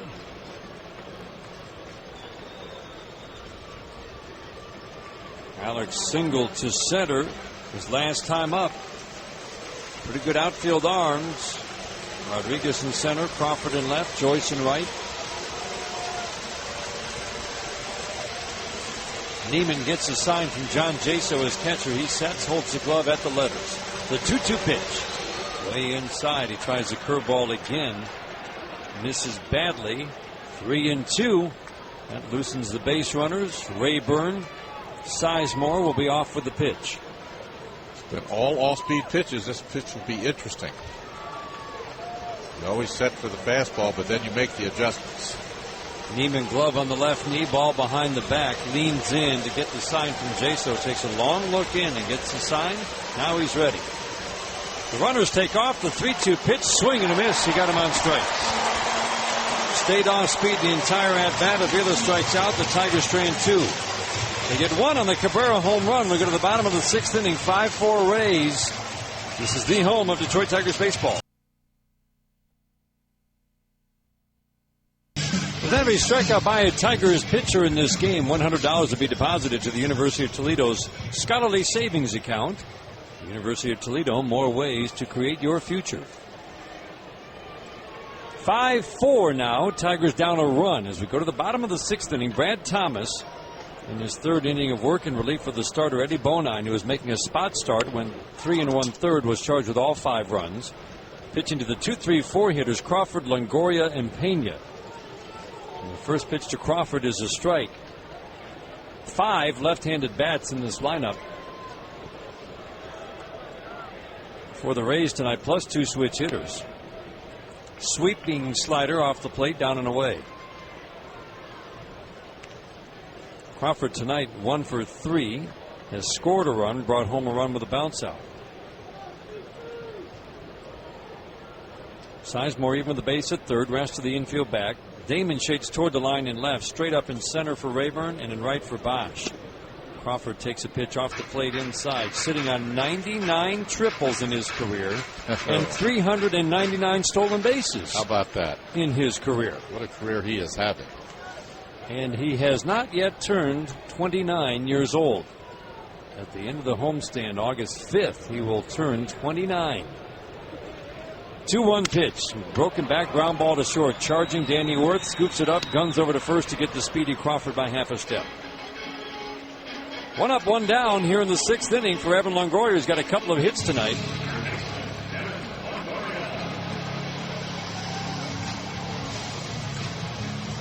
Couple of singles, he has scored a run. Rays 61 and 38 coming into the game, chasing the Yankees, who just don't seem to go into any kind of protracted. Do they even ever have 2-game losing streak? The Yankees. I mean, it's amazing how consistent they've been. Yeah, very much so. It's all season. Yes. Yeah. They're just, largest payroll in the world. Now the 1-0 pitch. Outside, didn't miss by much. The Rays are just over $70 million. They've already put players and everybody else on notice that payroll is going to drop to closer to the 50s next year. Boy. So that would just about close the door, you would think, on Carl Crawford coming back, and maybe even Carlos Pena coming back. There's a pitch low and in to make it 3-0, and the Yankees are about triple that. Well, Dan, to make that statement now, if you're a fan, which they don't have many of, I'm not sure about the public relations value of something like that. And that was, I think, made clear before the season even began. Right. Well, maybe it was, we need you out here to help us. I think that was kind of the point. There's a strike, put fans on notice, and yet they are locked into a lease here in St. Petersburg in this facility. And they do not have many options. I think everybody agrees they'd be better off served going to Tampa. There's a pitch high and outside, a walk, but that's not even in the discussions because of their lease with the city of St. Petersburg, which will not allow them to just skip across the bay to Tampa. Well, it's just not working here. As good as this team has been, it's just not working here. And if you're the ownership, then maybe they have no choice. And the question is there anywhere in St. Petersburg that it would work? And I think the general feeling is no. No. What, move a mile or two closer to the crossway? Or, The bridge is a deterrent. It gets very jammed up. It's slow to get across a drive time. It's just simply a deterrent. You move to Tampa and everybody feels you draw them from Orlando, and it'd be a heck of a lot easier to build that attendance. There's a pitch low and outside. But 22,000 for a team this exciting. It's got to be very, very tough for the ownership to swallow. That's right. Carlos Pena's been on 3 times, 1 for 1 officially. He's also been walk, hit by a pitch, RBI single for Carlos. Put a .205 average into the game with 22 home runs. Pitch off the plate inside. 2-0 on Pena. Alex Avila out to have a word with Brad Thomas, who hit Pena the one time he faced him. 3 infielders on the right side for the Tigers. Well, be careful here, number one. He's got tremendous power. He gets a cookie. I don't care which side of you're throwing from. And also Gabe Kapler has a bat in his hand. So if you're walking, you're going to probably send up a right-handed hitter to face Thomas.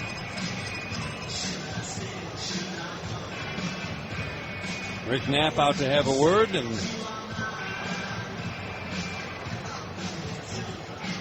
well, it's a long word. Wasn't just a word. Pretty one-sided conversation. Yeah, Brad's chewing on that gum like crazy. That's a quick hurry up call to the bullpen. Is that Weinhardt throwing the slab? The Tigers sinker balling right-handed. Yep.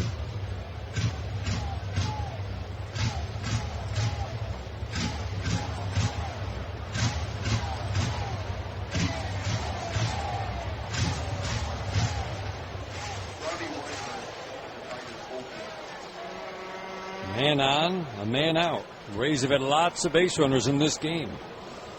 They've got 11 hits. Bonine walked 1. There's a strike to Pena to make it 2-1. Thomas has walked one and hit a batter.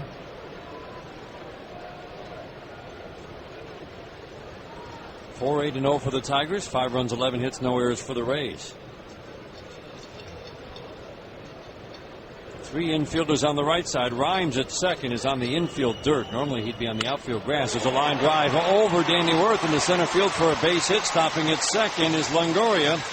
Second hit of the night for Carlos Pena. And for the 4th straight inning, the Rays have at least 2 men on base. Yeah, you keep living dangerously against a team that's a good team, not a great offense, but obviously they can hit with men on base and make things happen. Well, he's going to send Joyce up there, maybe because he saw Reinhardt starting to throw in the pen, but Kapler had a bat in his hand sitting next to Joe Madden in the dugout. Thomas a little tougher on lefties than righties, but probably not as much as you would like to see. They have hit .288 against Brad Thomas. I think from the inconsistencies of his pitches. Now Joyce checks his swing. Did he go? Yes, he did. They appealed the third. Fielding Callbreath goes up with the right hand. Strike one on Matt Joyce. 1 for 3. An RBI single in the first. Tigers had a 3-1 lead going to the bottom of the third. Tampa scored 2 in the third, 2 more in the fourth. Tigers scored in the top half of this inning on a Cabrera home run. Now Brad Thomas trying to put up that 0 after the Tigers just scored. A strike one pitch, low and outside of the slider. You've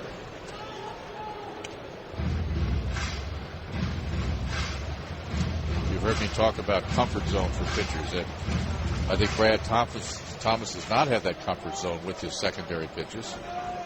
That's why you see some that are pretty good and some that are not good. A lot that are not good. Joyce is close to the plate from the left side. Fairly upright stance, knees slightly flexed. The next pitch is slider down and away. These pitches are not tempting. Vila's making the stop over in the right-handed batter's box.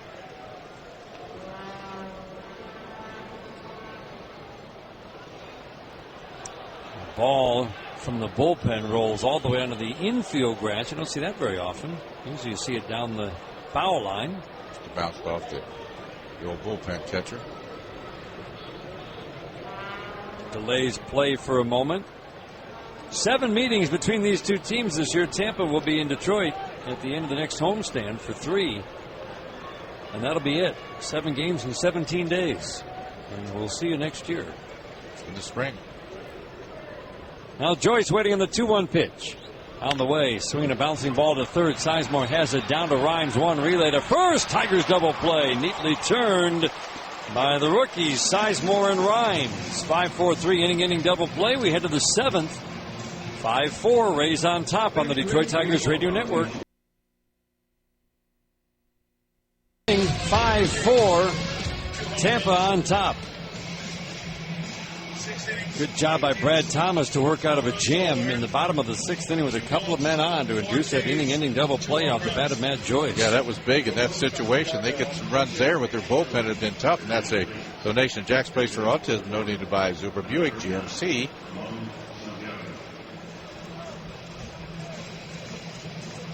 We'll have a pinch hitter to start the 7th inning against a new pitcher. Grant Balfour takes over on the mound. This change brought to you by U.S. Park Fast Lane Deer Plain. We saw him in the game against first game of this series. Came in to pitch to Bosch last night. Was it last night? Oh my goodness! Yeah, you're right. Last night, 1/3 inning, struck out Bosch. That was that unconventional move by Joe Madden to replace a lefty with a righty facing a lefty. And it made sense because of the style of pitchers. And it made Joe Madden look like he knew what he was doing. Santiago takes a strike, and now strike 2. Just like that, he falls behind, no balls, 2 strikes. 42 strikeouts and 42 in the 3rd innings, 11 walks, 10 earned runs, 33 hits. He's given up 1 home run. Hard-throwing right-hander. There's a swing and a foul out of play. No balls, 2 strikes on Santiago. 4 for 11 as a pinch hitter this year. Tigers down just a run. Neiman goes 6 innings, give up 4 runs, all earned on 8 hits, 2 walks, and 4 strikeouts. Yeah, they had him on the ropes. They did. Good swings against him.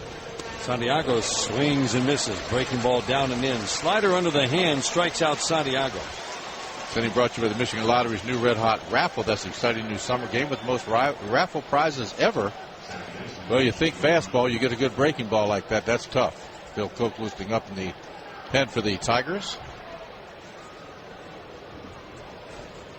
General RV scoreboard, Yankees pounding the Indians 7-0 in the third. They've already knocked out Fausto Carmona. It's now 8-0 in the fourth. Yankees on top. Other name mentioned in a trade. Carmona and that's Westbrook. One you would think they would not get. I would be surprised. Maybe Jake Westbrook. There's a pitch up and in on Will Rhymes. Maybe, but you would think they would be the stalwarts for their, going forward. Buy some time anyway till they can develop some other folks. Alex Rodriguez still sitting on .599. No home runs in that game. Well, Cano just hit a home run, but A-Rod still at .599 as Rhymes takes a strike. Yankee Nation is just on pins edge. And needles. Just amazing. Now the 1-1 to Rhymes. Line drive down the right field line. Fair ball into the corner. Long run for Joyce to track it down. Rhymes around first, heads to second, and he'll check in with a stand-up, one-out double here in the seventh. His second straight two-hit game. How about this young man? He went down, hit that same breaking ball that Santiago struck out on, down and in, and boy, did he go down and rifle it. Terrific swing by this young left-handed hitter just up from Toledo. My goodness. Had an injury-shortened season last year. Got off to a terrible start after, remember, he impressed everybody in the spring. Jim Leland said he'd be a major leaguer one day, and then he got off to the terrible start. He said, we've got to remind him, I didn't mean right now. Right. In a while. Recovered his finish fairly strong last year, and he was putting up very strong numbers, hitting .300 down at Toledo this year. There's a fastball a little bit high to Johnny Damon. Tigers have the potential time run at second in the form of Will Rhymes. Damon tonight 2 for 3 with a double and a single off the starter Jeff Neiman. Balfour had an off year last year. He was a big part of this Rays bullpen in 2008. There's a slider low. 2-0 on Damon. Struck out his last time up. Home run was his seventh. That came back in the third. RBI double scored Rhymes on a hit and run in the first. Rhymes runs the bases well. Bartlett, the shortstop, keeping an eye on him, trying to shorten the lead. The 2-0 pitch to Damon. That's low. Very good. 3-0 on Damon. The fastball from Balfour misses. Center fielder Rodriguez comes in on Damon. He's straight up. Very interesting that the outfielders just don't move much for Tampa Bay, batter to batter. 3-0 on Damon. Fastball for a strike right at the knees. Jeff Larish waiting on deck. Tigers down a run. We're in the seventh inning. They had 3 come from behind late inning wins here last year. A couple of tough losses to start this series, including a 3-2 loss last night when they had the bases loaded with 1 out in the ninth. 3-1 pitch.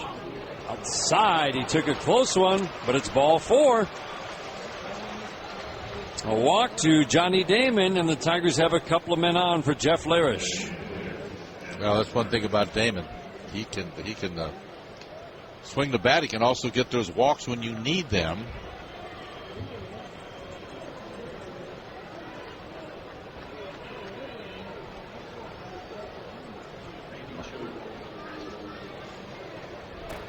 One for 3 for Larish. Ground ball single and 2 ground ball outs.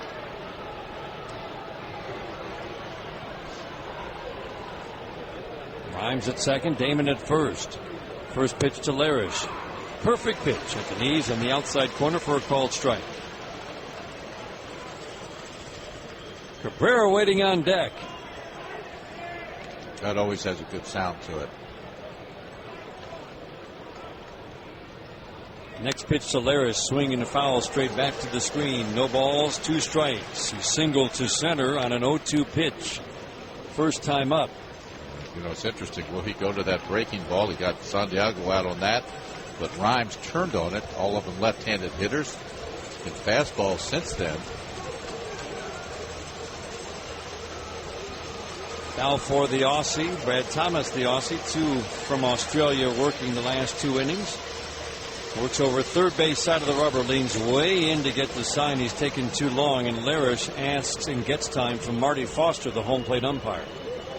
260 and 100 at-bats for the Tigers in 2008. Good production as a pinch hitter for Larish, but he didn't show a lot of power. 216 and 74 at-bats last year with 4 home runs. The 0-2. Off speed and outside. 1-2 on Larish. That looked to me just like a purpose pitch. Wasn't going to come close to throwing it for a strike. Just to try to make this next pitch that much tougher. Larish now 27 years old, the Iowa City native. Waiting on a 1-2 pitch from Balfour with 2 on in the 7th. Tigers down a run. Swing and a miss. Fastball got him high in the strike zone. Yep, change up low, fastball high, set him up, and it worked.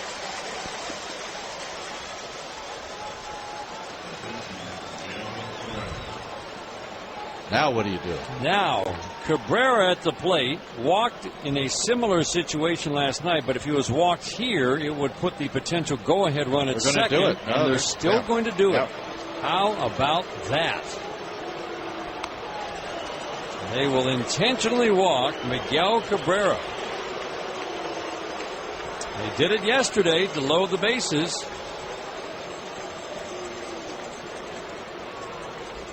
And they'll do it again today, a move that you rarely see, and we have now seen it twice in 2 days. Well, he's such an impact hitter. I mean, it's just, Barry Bonds, they did it to Barry Bonds a lot of different times. And it sets up the same situation. To walk Cabrera to load the bases. Yesterday it was in a 3-2 game. Today it's in a 5-4 game, and the same batter, Brennan Bosch, will bat against the same pitcher, Grant Balfour. Well, see if that familiarity for Bosch helps him out against Balfour. Jim Hickey's going to head out to the mound. The entire infield will join the conversation. Well, Joe Madden, he has a strategy. He's sticking with it. And, Dan, like I said, I would do the same thing if I was a manager. Just can't let that guy beat you. You take your chances, and especially now with what has happened to Brennan Bosch. Now, he was in that streak that he was in for a while. That might be a different story. But, if Bosch beats you, you really tip your hat to him because you just can't take your chance with Cabrera. I'd like to see Cabrera hit as much as anybody, but this is the strategy for Joe Madden, the manager. Let's see if Brennan can come through. 0 for 3 tonight. 4 for his last 45. Long overdue for a big hit, and he had big hit after big hit his first few months in the major leagues. Bases loaded, 2 outs, 5-4 Rays in the 7th. The first pitch from Balfour, swing and a foul, knocks the mask off the catcher John Jaso. Strike 1. Nothing but heaters when he struck him out last night. That was also a fastball. And again, his fastball says 93 here, but it's a mid-90s fastball. No doubt about it. Consistent 95 from Grant Balfour. Bosch lined out in his middle at bat. He smoked it right to the second baseman. Strike 1 pitch at the knees for strike 2.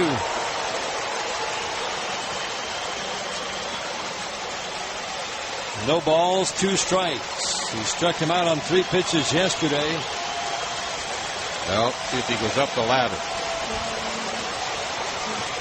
Bases loaded, 2 outs. Tigers down a run.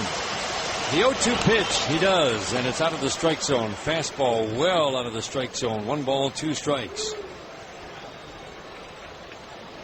Oh, you just love to see him deliver the big hit here, just for his own confidence, much less for the team. Obviously, be big for the team, but need to get this bat going right here.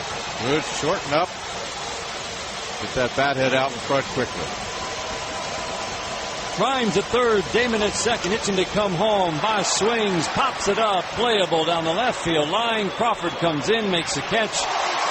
And the Rays dodge a bullet here in the 7th. The Tigers leave the bases loaded.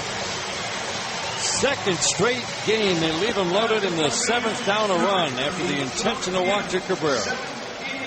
Seventh inning stretch time, 5-4. Rays on top. This is the home of Detroit Tigers baseball.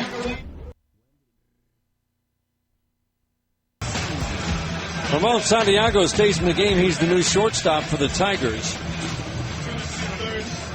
And Phil Koch takes over on the mound. He's been terrific now for the last couple of months. Boy, you look at what he's done over his last 17 and 2/3 innings. One earned run over his last 17 and 2/3 innings of work. And overall, what a year he's having. 6-1 out of the pen. 2.40 ERA, as I say every time. Recently, the arsenal has been great. Fastball, breaking ball, and changeup has been starter stuff.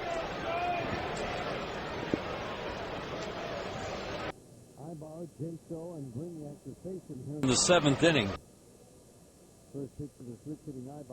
Outside. Jim, do you get any sense of, do you still think it's possible that he becomes a starter down the road, or do you think the Tigers like him in this current role? I think that's a possibility. I mean, I don't know if they're thinking that, but his arsenal is a starter's arsenal, and it's got to be in the back of their mind. Here's the 1-0 pitch, swing and a miss. That's a good fastball. I would think, depending on trades or development, or so on, that certainly an option. Oh boy, big time. Very good starter through the minor leagues, right through AAA. Yankees converted him to reliever. Solid rookie season. He's improved upon it this year. Here's the 1-1. Swinging a pop-up foul out of play over the Rays dugout. How about that seventh inning, though, Jim? I mean, almost identical to the seventh inning yesterday. Miguel Cabrera walked with runners at first and second, down a run. Fell for against Bosch both days in the seventh, and he gets them both times. Yep, struck him out last night. This time, lazy fly ball to left. But it certainly is. It's paid off, but if it didn't pay off, that's the right strategy.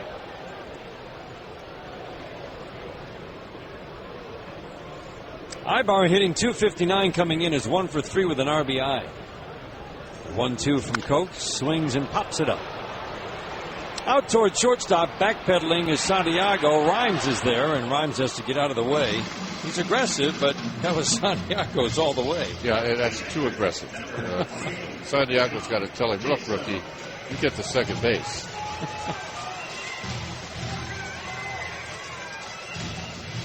Tigers have not had a 1-2-3 inning in this game, and the Rays have had at least 2 base runners in 5 of the first 6 innings. 5 runs on 12 hits for the Rays, 4 runs, 9 hits for the Tigers. Tigers came from behind and scored and broke a tie in the late innings last year in 3 games, but it's a different Rays bullpen this year. Much more consistent bullpen at protecting leads. There's a good slider for a strike to Jaso. Remember, though, Soriano last night threw a lot of pitches in the 9th inning. Yeah, I'd be surprised if he'd be available. I mean, you never know. But there's a swing and a slow tapper to first, but it's foul. What they do have that Benoit throwing in the pen. He worked an easy 8th inning last night, struck out the side, and didn't need many pitches to do it. I think the final pitch count on Soriano was right around 35. And severe pressure pitches, to put it mildly. Joe Madden does a pretty good job protecting his arms, and that's usually you won't follow up after a 35-pitch inning for your closer. Here's the 0-2 pitch. Swing and a miss. Tied him up inside. Strikeout of Jaso on 3 pitches. Well, just terrific. Terrific with that left arm of Phil Koch. Funny, the first time I met Phil in spring training, he said, nice to meet you, Jim. And he said, my name is Koch.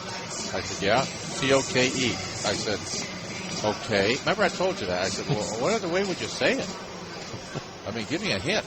Apparently somebody had botched it along the way. How do you bet C-O-K-E? Come on. I said, okay, Lefty, you got it. Maybe make it 2 syllables? He was trying to make it straight with me. Half cut. Brignac went too far. It's a strike. I don't think you'd make that 2 syllables.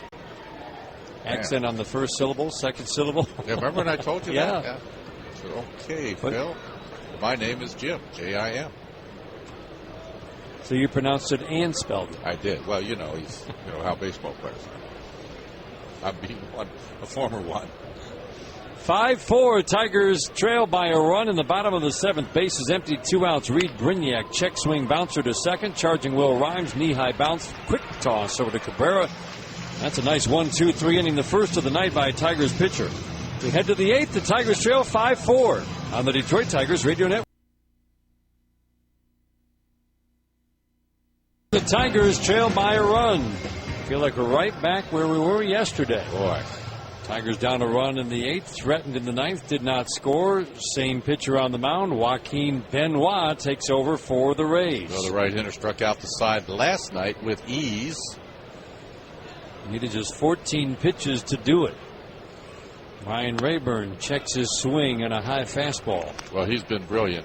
Giving up 3 earned runs, 3 home runs, 34 1/3 innings of work, 14 hits. 6 walks, 50 strikeouts. That's a batting average against him. 124. I figured it out real fast. The 1-0 pitch. Fastball high. That's pretty amazing. That I figured that out that fast? No, you've only given up 3 runs in 34 innings, all on solo home runs. That's it. And we'll go with that. Solo home run would tie the game right here. 2-0 on Ryan Rayburn.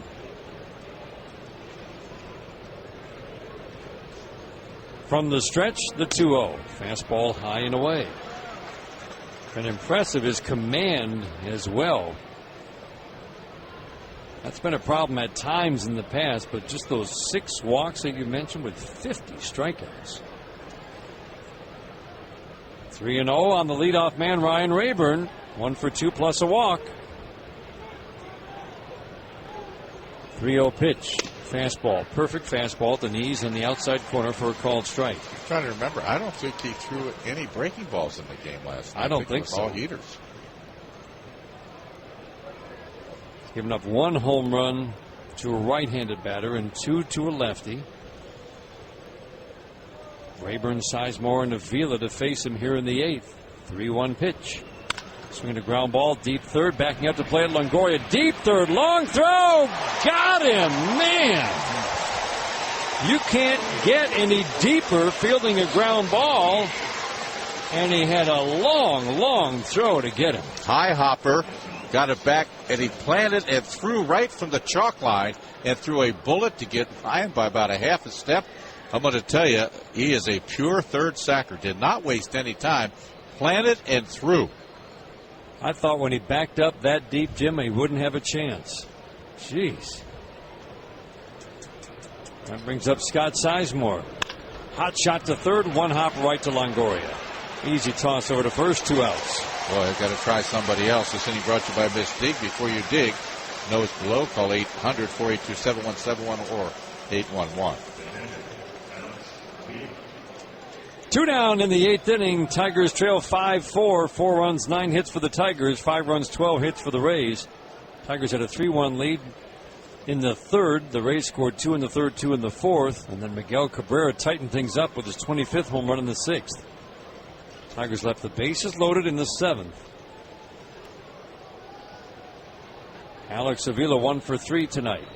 First pitch. Strike at the knees on the outside corner. Well, they got to get some. Well, it'd be nice to, score some runs here, but get some folks on base so you have the big man coming up one more time.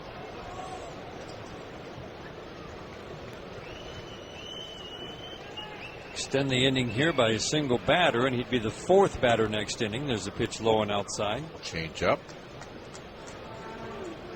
1 for 3 for Alex. A single to center, bounce out and a strikeout. Damon with a home run, Cabrera with a home run. Damon also has an RBI double, and Jeff Larish has the other RBI and a ground ball single. Tigers trail by a run in the 8th inning. Base is empty, 2 outs. The 1-1 pitch. Fastball. Fans here are very vocal when the catcher catches the ball and doesn't move his glove. A lot of umpires in the stands. Just trying to help Marty Foster. Not a lot of people here, but they're very vocal. 16,209. Pitch. Outside. 3-1 on Avila. Fell behind Rayburn. 3-0.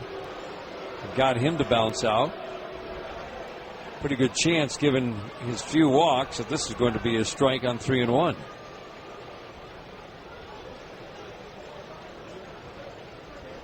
Joaquin Benoit, the big right-hander, works from the stretch, third base side of the rubber. He sets the 3-1 pitch.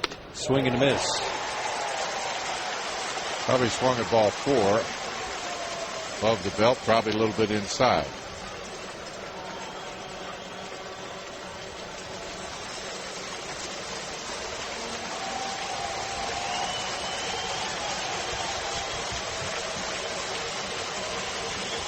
Three balls, 2 strikes. Tigers trying to start something with 2 outs in the 8th, down a run. Benoit sets. 3-2 pitch, swing and a miss. He got him on strikes. Wow. Fastball right by him. 1-2-3, 8th inning again for Joaquin Benoit. We go to the bottom of the 8th, 5-4 Rays. This is the home of Detroit Tigers baseball. 5-4 Rays in the bottom of the 8th inning. Trying to make it 3 straight over the Tigers, 5 straight overall. Tigers desperately trying to break this losing streak, which on the road has now reached 8 games. Ryan Perry is the new pitcher for the Tigers. Oh, the hard throwing right hitter comes in with left-handers batting .212, .280 against him for right-handed hitters, and 2-4 with a 4.55 ERA for the hard-throwing young right-hander for Detroit. .259 batting average overall. First pitch, good slider, swing and a miss.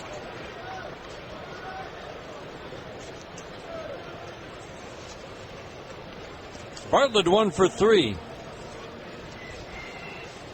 Tigers have fallen to 3 games above the 500 mark. They were 11 games above 500. There's a pitch in the dirt. 1 ball, 1 strike. Held on to first place for about a week. Their lead was never bigger than 1 game.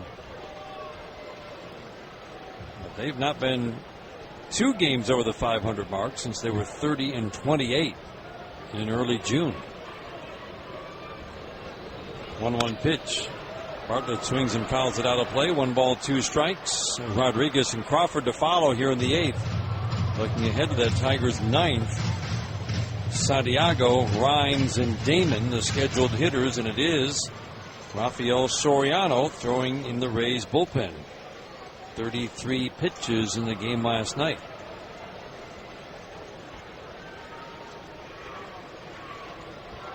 The 1-2. There's a slider in the dirt. Bartlett lays off. RBI single for Bartlett in his middle at bat. Longoria has a couple of hits. Pena a couple of hits. He's been on all 4 times. Pena has an RBI. Joyce with an RBI. Ibar, Crawford both with RBIs on bounce outs.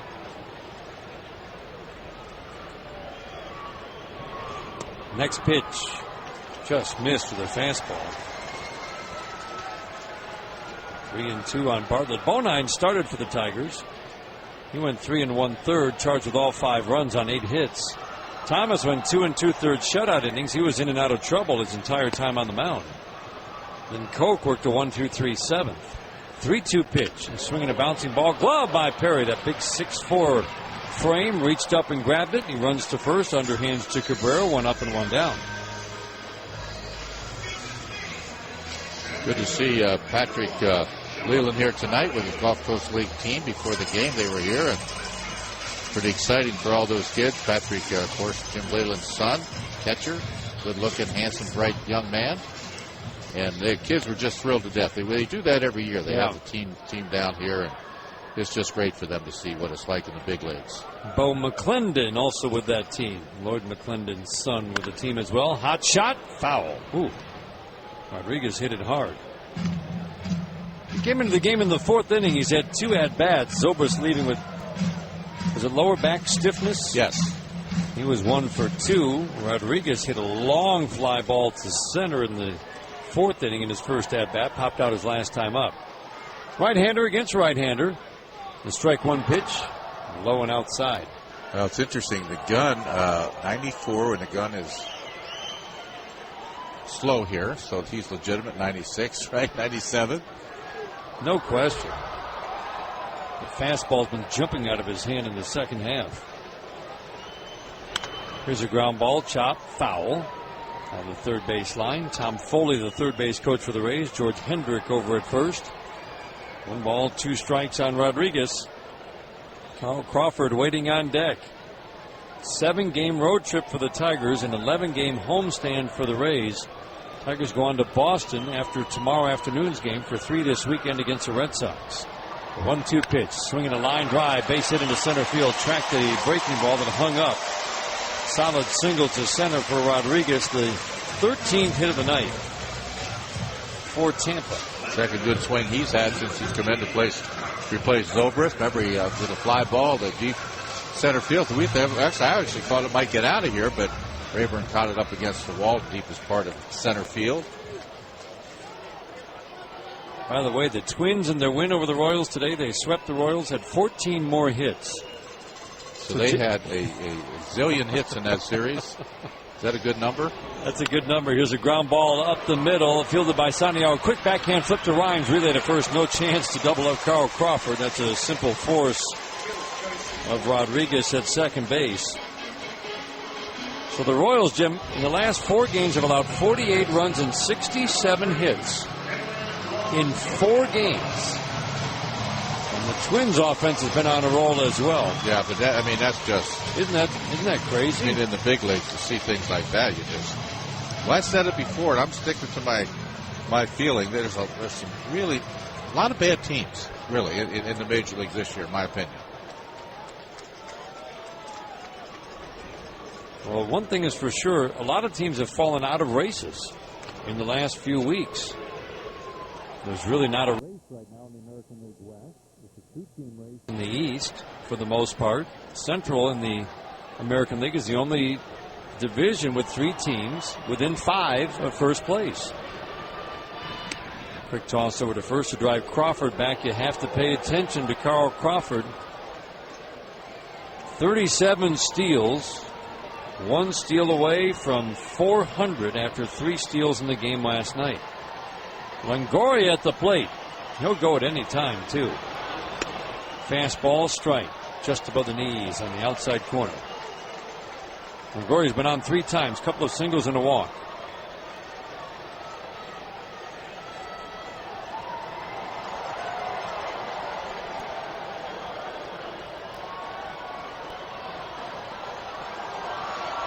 Perry works third base side of the rubber, steps off, looks Crawford back to first. General RV scoreboard. Giants have blown a 9-2 lead at home. It's 9-9 in the 10th inning against the Florida Marlins. Oh, man. Ugla, Murphy, and Paulino with home runs to rally the Marlins. Meanwhile, Andres Torres hit his 10th home run. Andres Torres. That's a great story that he is doing what he's doing. He's having a terrific season. Yes. Now a full-time player, hitting .280. Jim, 32 doubles and 18 steals to go with those 10 home runs. He's having a terrific season. Talk about a late bloomer. He's 32 years old. Yeah, he could always motor, switch hitter. Just all of a sudden, right spot for him. Put it all together. Pretty neat. I'm happy for him. A good, nice young man. Pitch out, but Crawford wasn't going.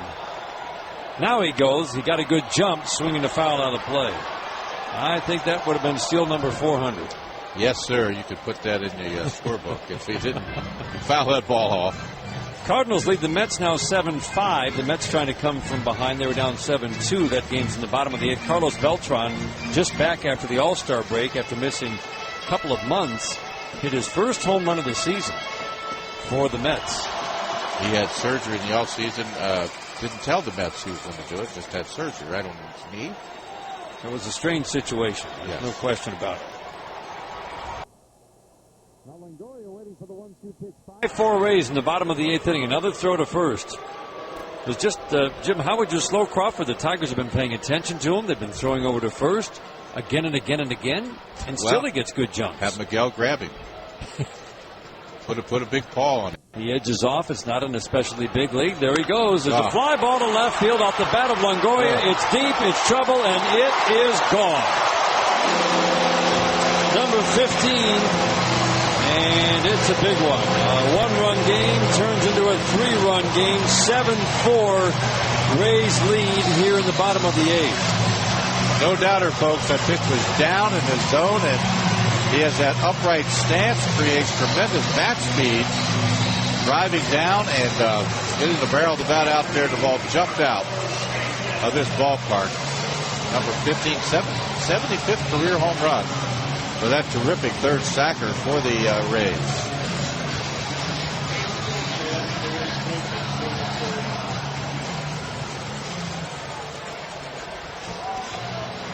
The crack of the bat.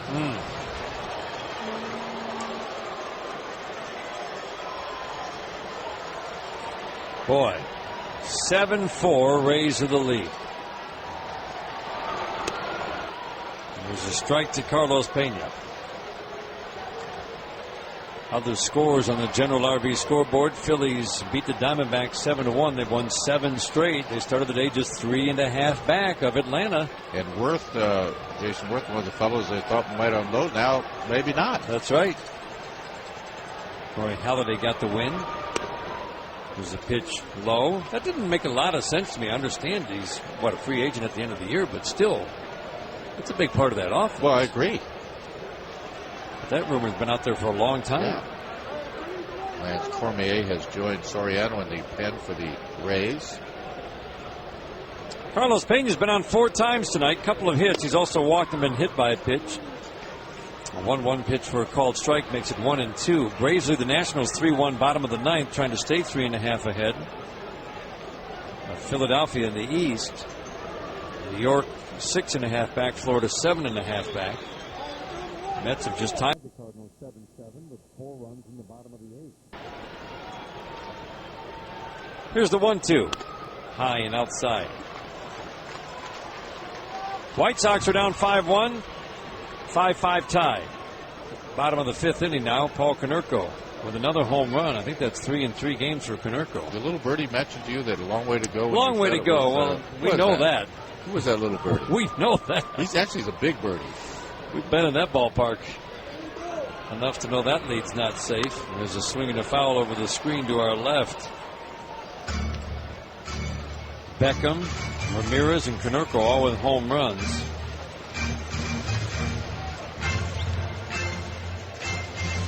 Yeah, Easily, the Rangers 1-0 in the 7th. I was going to say, when the Mariners score 5 runs, that's got to be a celebration.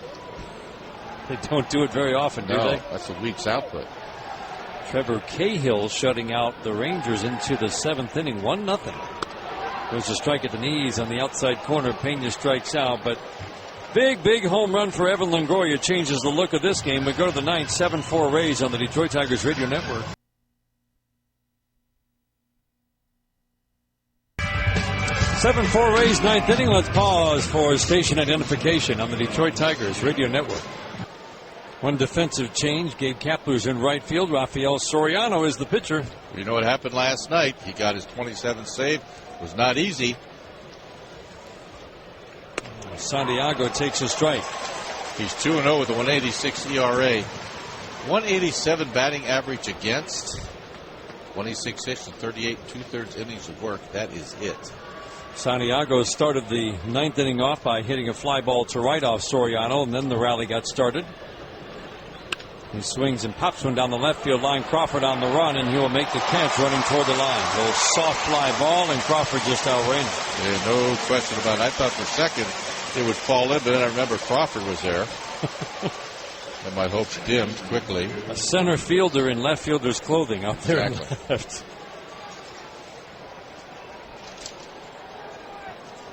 Ninth inning brought to you by Barrick Advantage BP stores. Remember, your convenient BP locations are locally owned and operated. Will Rhymes single to center off Soriano last night. Had a good night tonight. He takes a pitch outside. Line single to right. Line drive double down the right field line for Rhymes. 2 for 4 for the second straight night. Yeah, good job by this young man. Nice to see.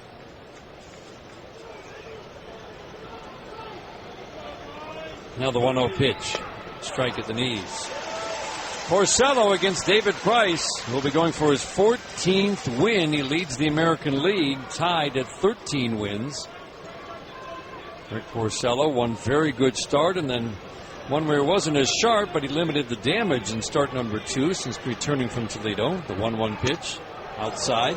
Well, I think with his last start, it was inconsistent with his stuff. We saw some promising things, but just not as consistent as he was in his first start.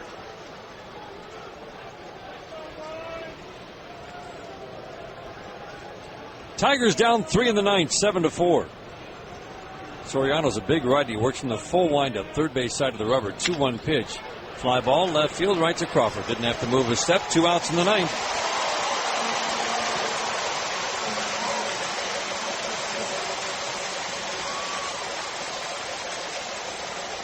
Two down, bases empty. Tigers are down 7-4. They've been out hit 14-9 in this game. Had an early 3-1 lead, but couldn't hold on. The Longoria home run in the bottom of the 8th turned a 1-run game into a 3-run game. Different look all of a sudden. Johnny Damon, the Tigers' last hope. First pitch, outside, ball 1.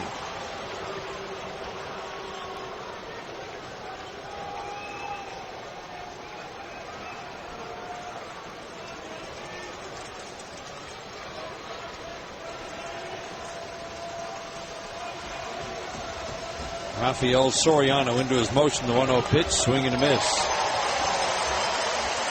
Wanted ball 2, didn't he? Yeah. Pitch that was off the plate inside.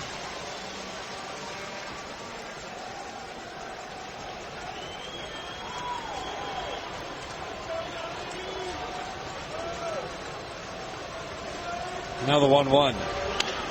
Damon swings and hits a high fly ball to center, fairly deep, but Rodriguez is there. He makes the catch, and the Rays have made it 3 straight over the Tigers.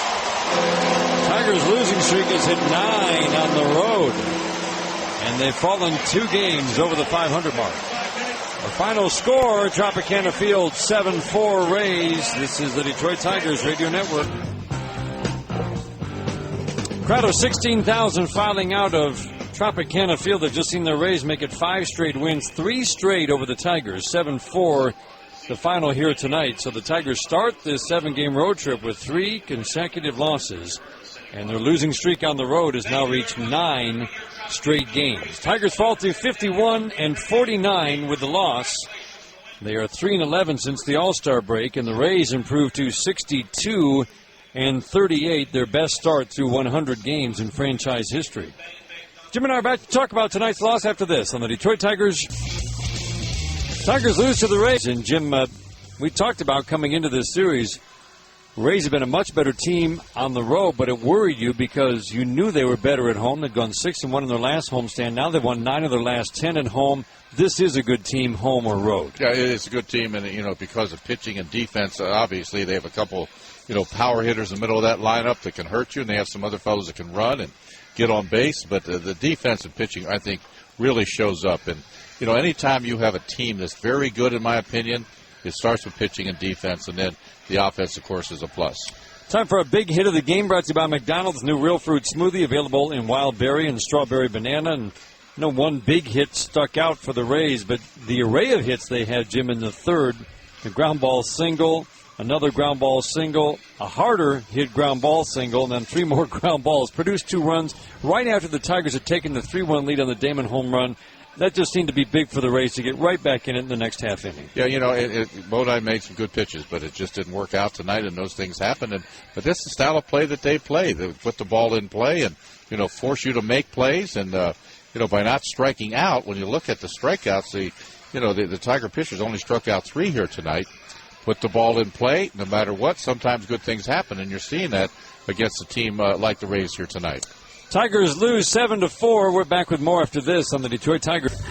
Tigers lose 7-4 to the Rays. They start the road trip with 3 consecutive losses here at Tropicana Field.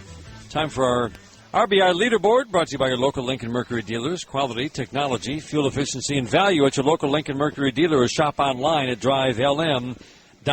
Johnny Damon with a couple of RBIs to lead the Tigers tonight. Jeff Larish and Miguel Cabrera with the other RBIs. The offensive leaders brought to you by Northwood University. To discover a leader in you, visit northwood.edu. Miguel Cabrera did hit his 25th home run, and good to see the good swings from Will Rhymes, Jim, who single, double, both were line drives, a second straight 2-for-5 game for Will Rhymes. Well, he looks like he's under control. You know, he's the type of young man that you have to watch for a week or 10 days and realize what he can do. He knows how to play the game, and boy, he's got a nice short stroke, and it's really good to see. And, you know, coming up here, get an opportunity to show what he can do. That's very nice. But the pressing need for a veteran bat again showed up today in the fact that Brennan Bosch, and we don't want to put too much on him, but again, he's 4 for his last 46, and that has caused other teams to start pitching to Miguel Cabrera differently. Twice in 2 games in the 7th inning of a 1-run game, walked with runners at first and second, and that probably wouldn't have happened a month ago with the way Brennan Bosch was swinging the bat earlier this month or in late June. I don't think it would have, but, you know, you take advantage of the situation and your timing, and like I said, it made sense to me, and a lot of people say, why do you do that? He's such a pure hitter. I mean, the guys don't want to pitch to him. I mean, right. If they'd ask volunteers to pitch to him, no one would show up. Let's face it. I mean, he's that good. He had a home run in the game tonight, 1 for 2 with 2 walks. And the Tigers lose this one by the final of 7-4. They're just 2 games now over the 500 mark. Stay with us. Jim's game recap is next on the Detroit. Every day to make sure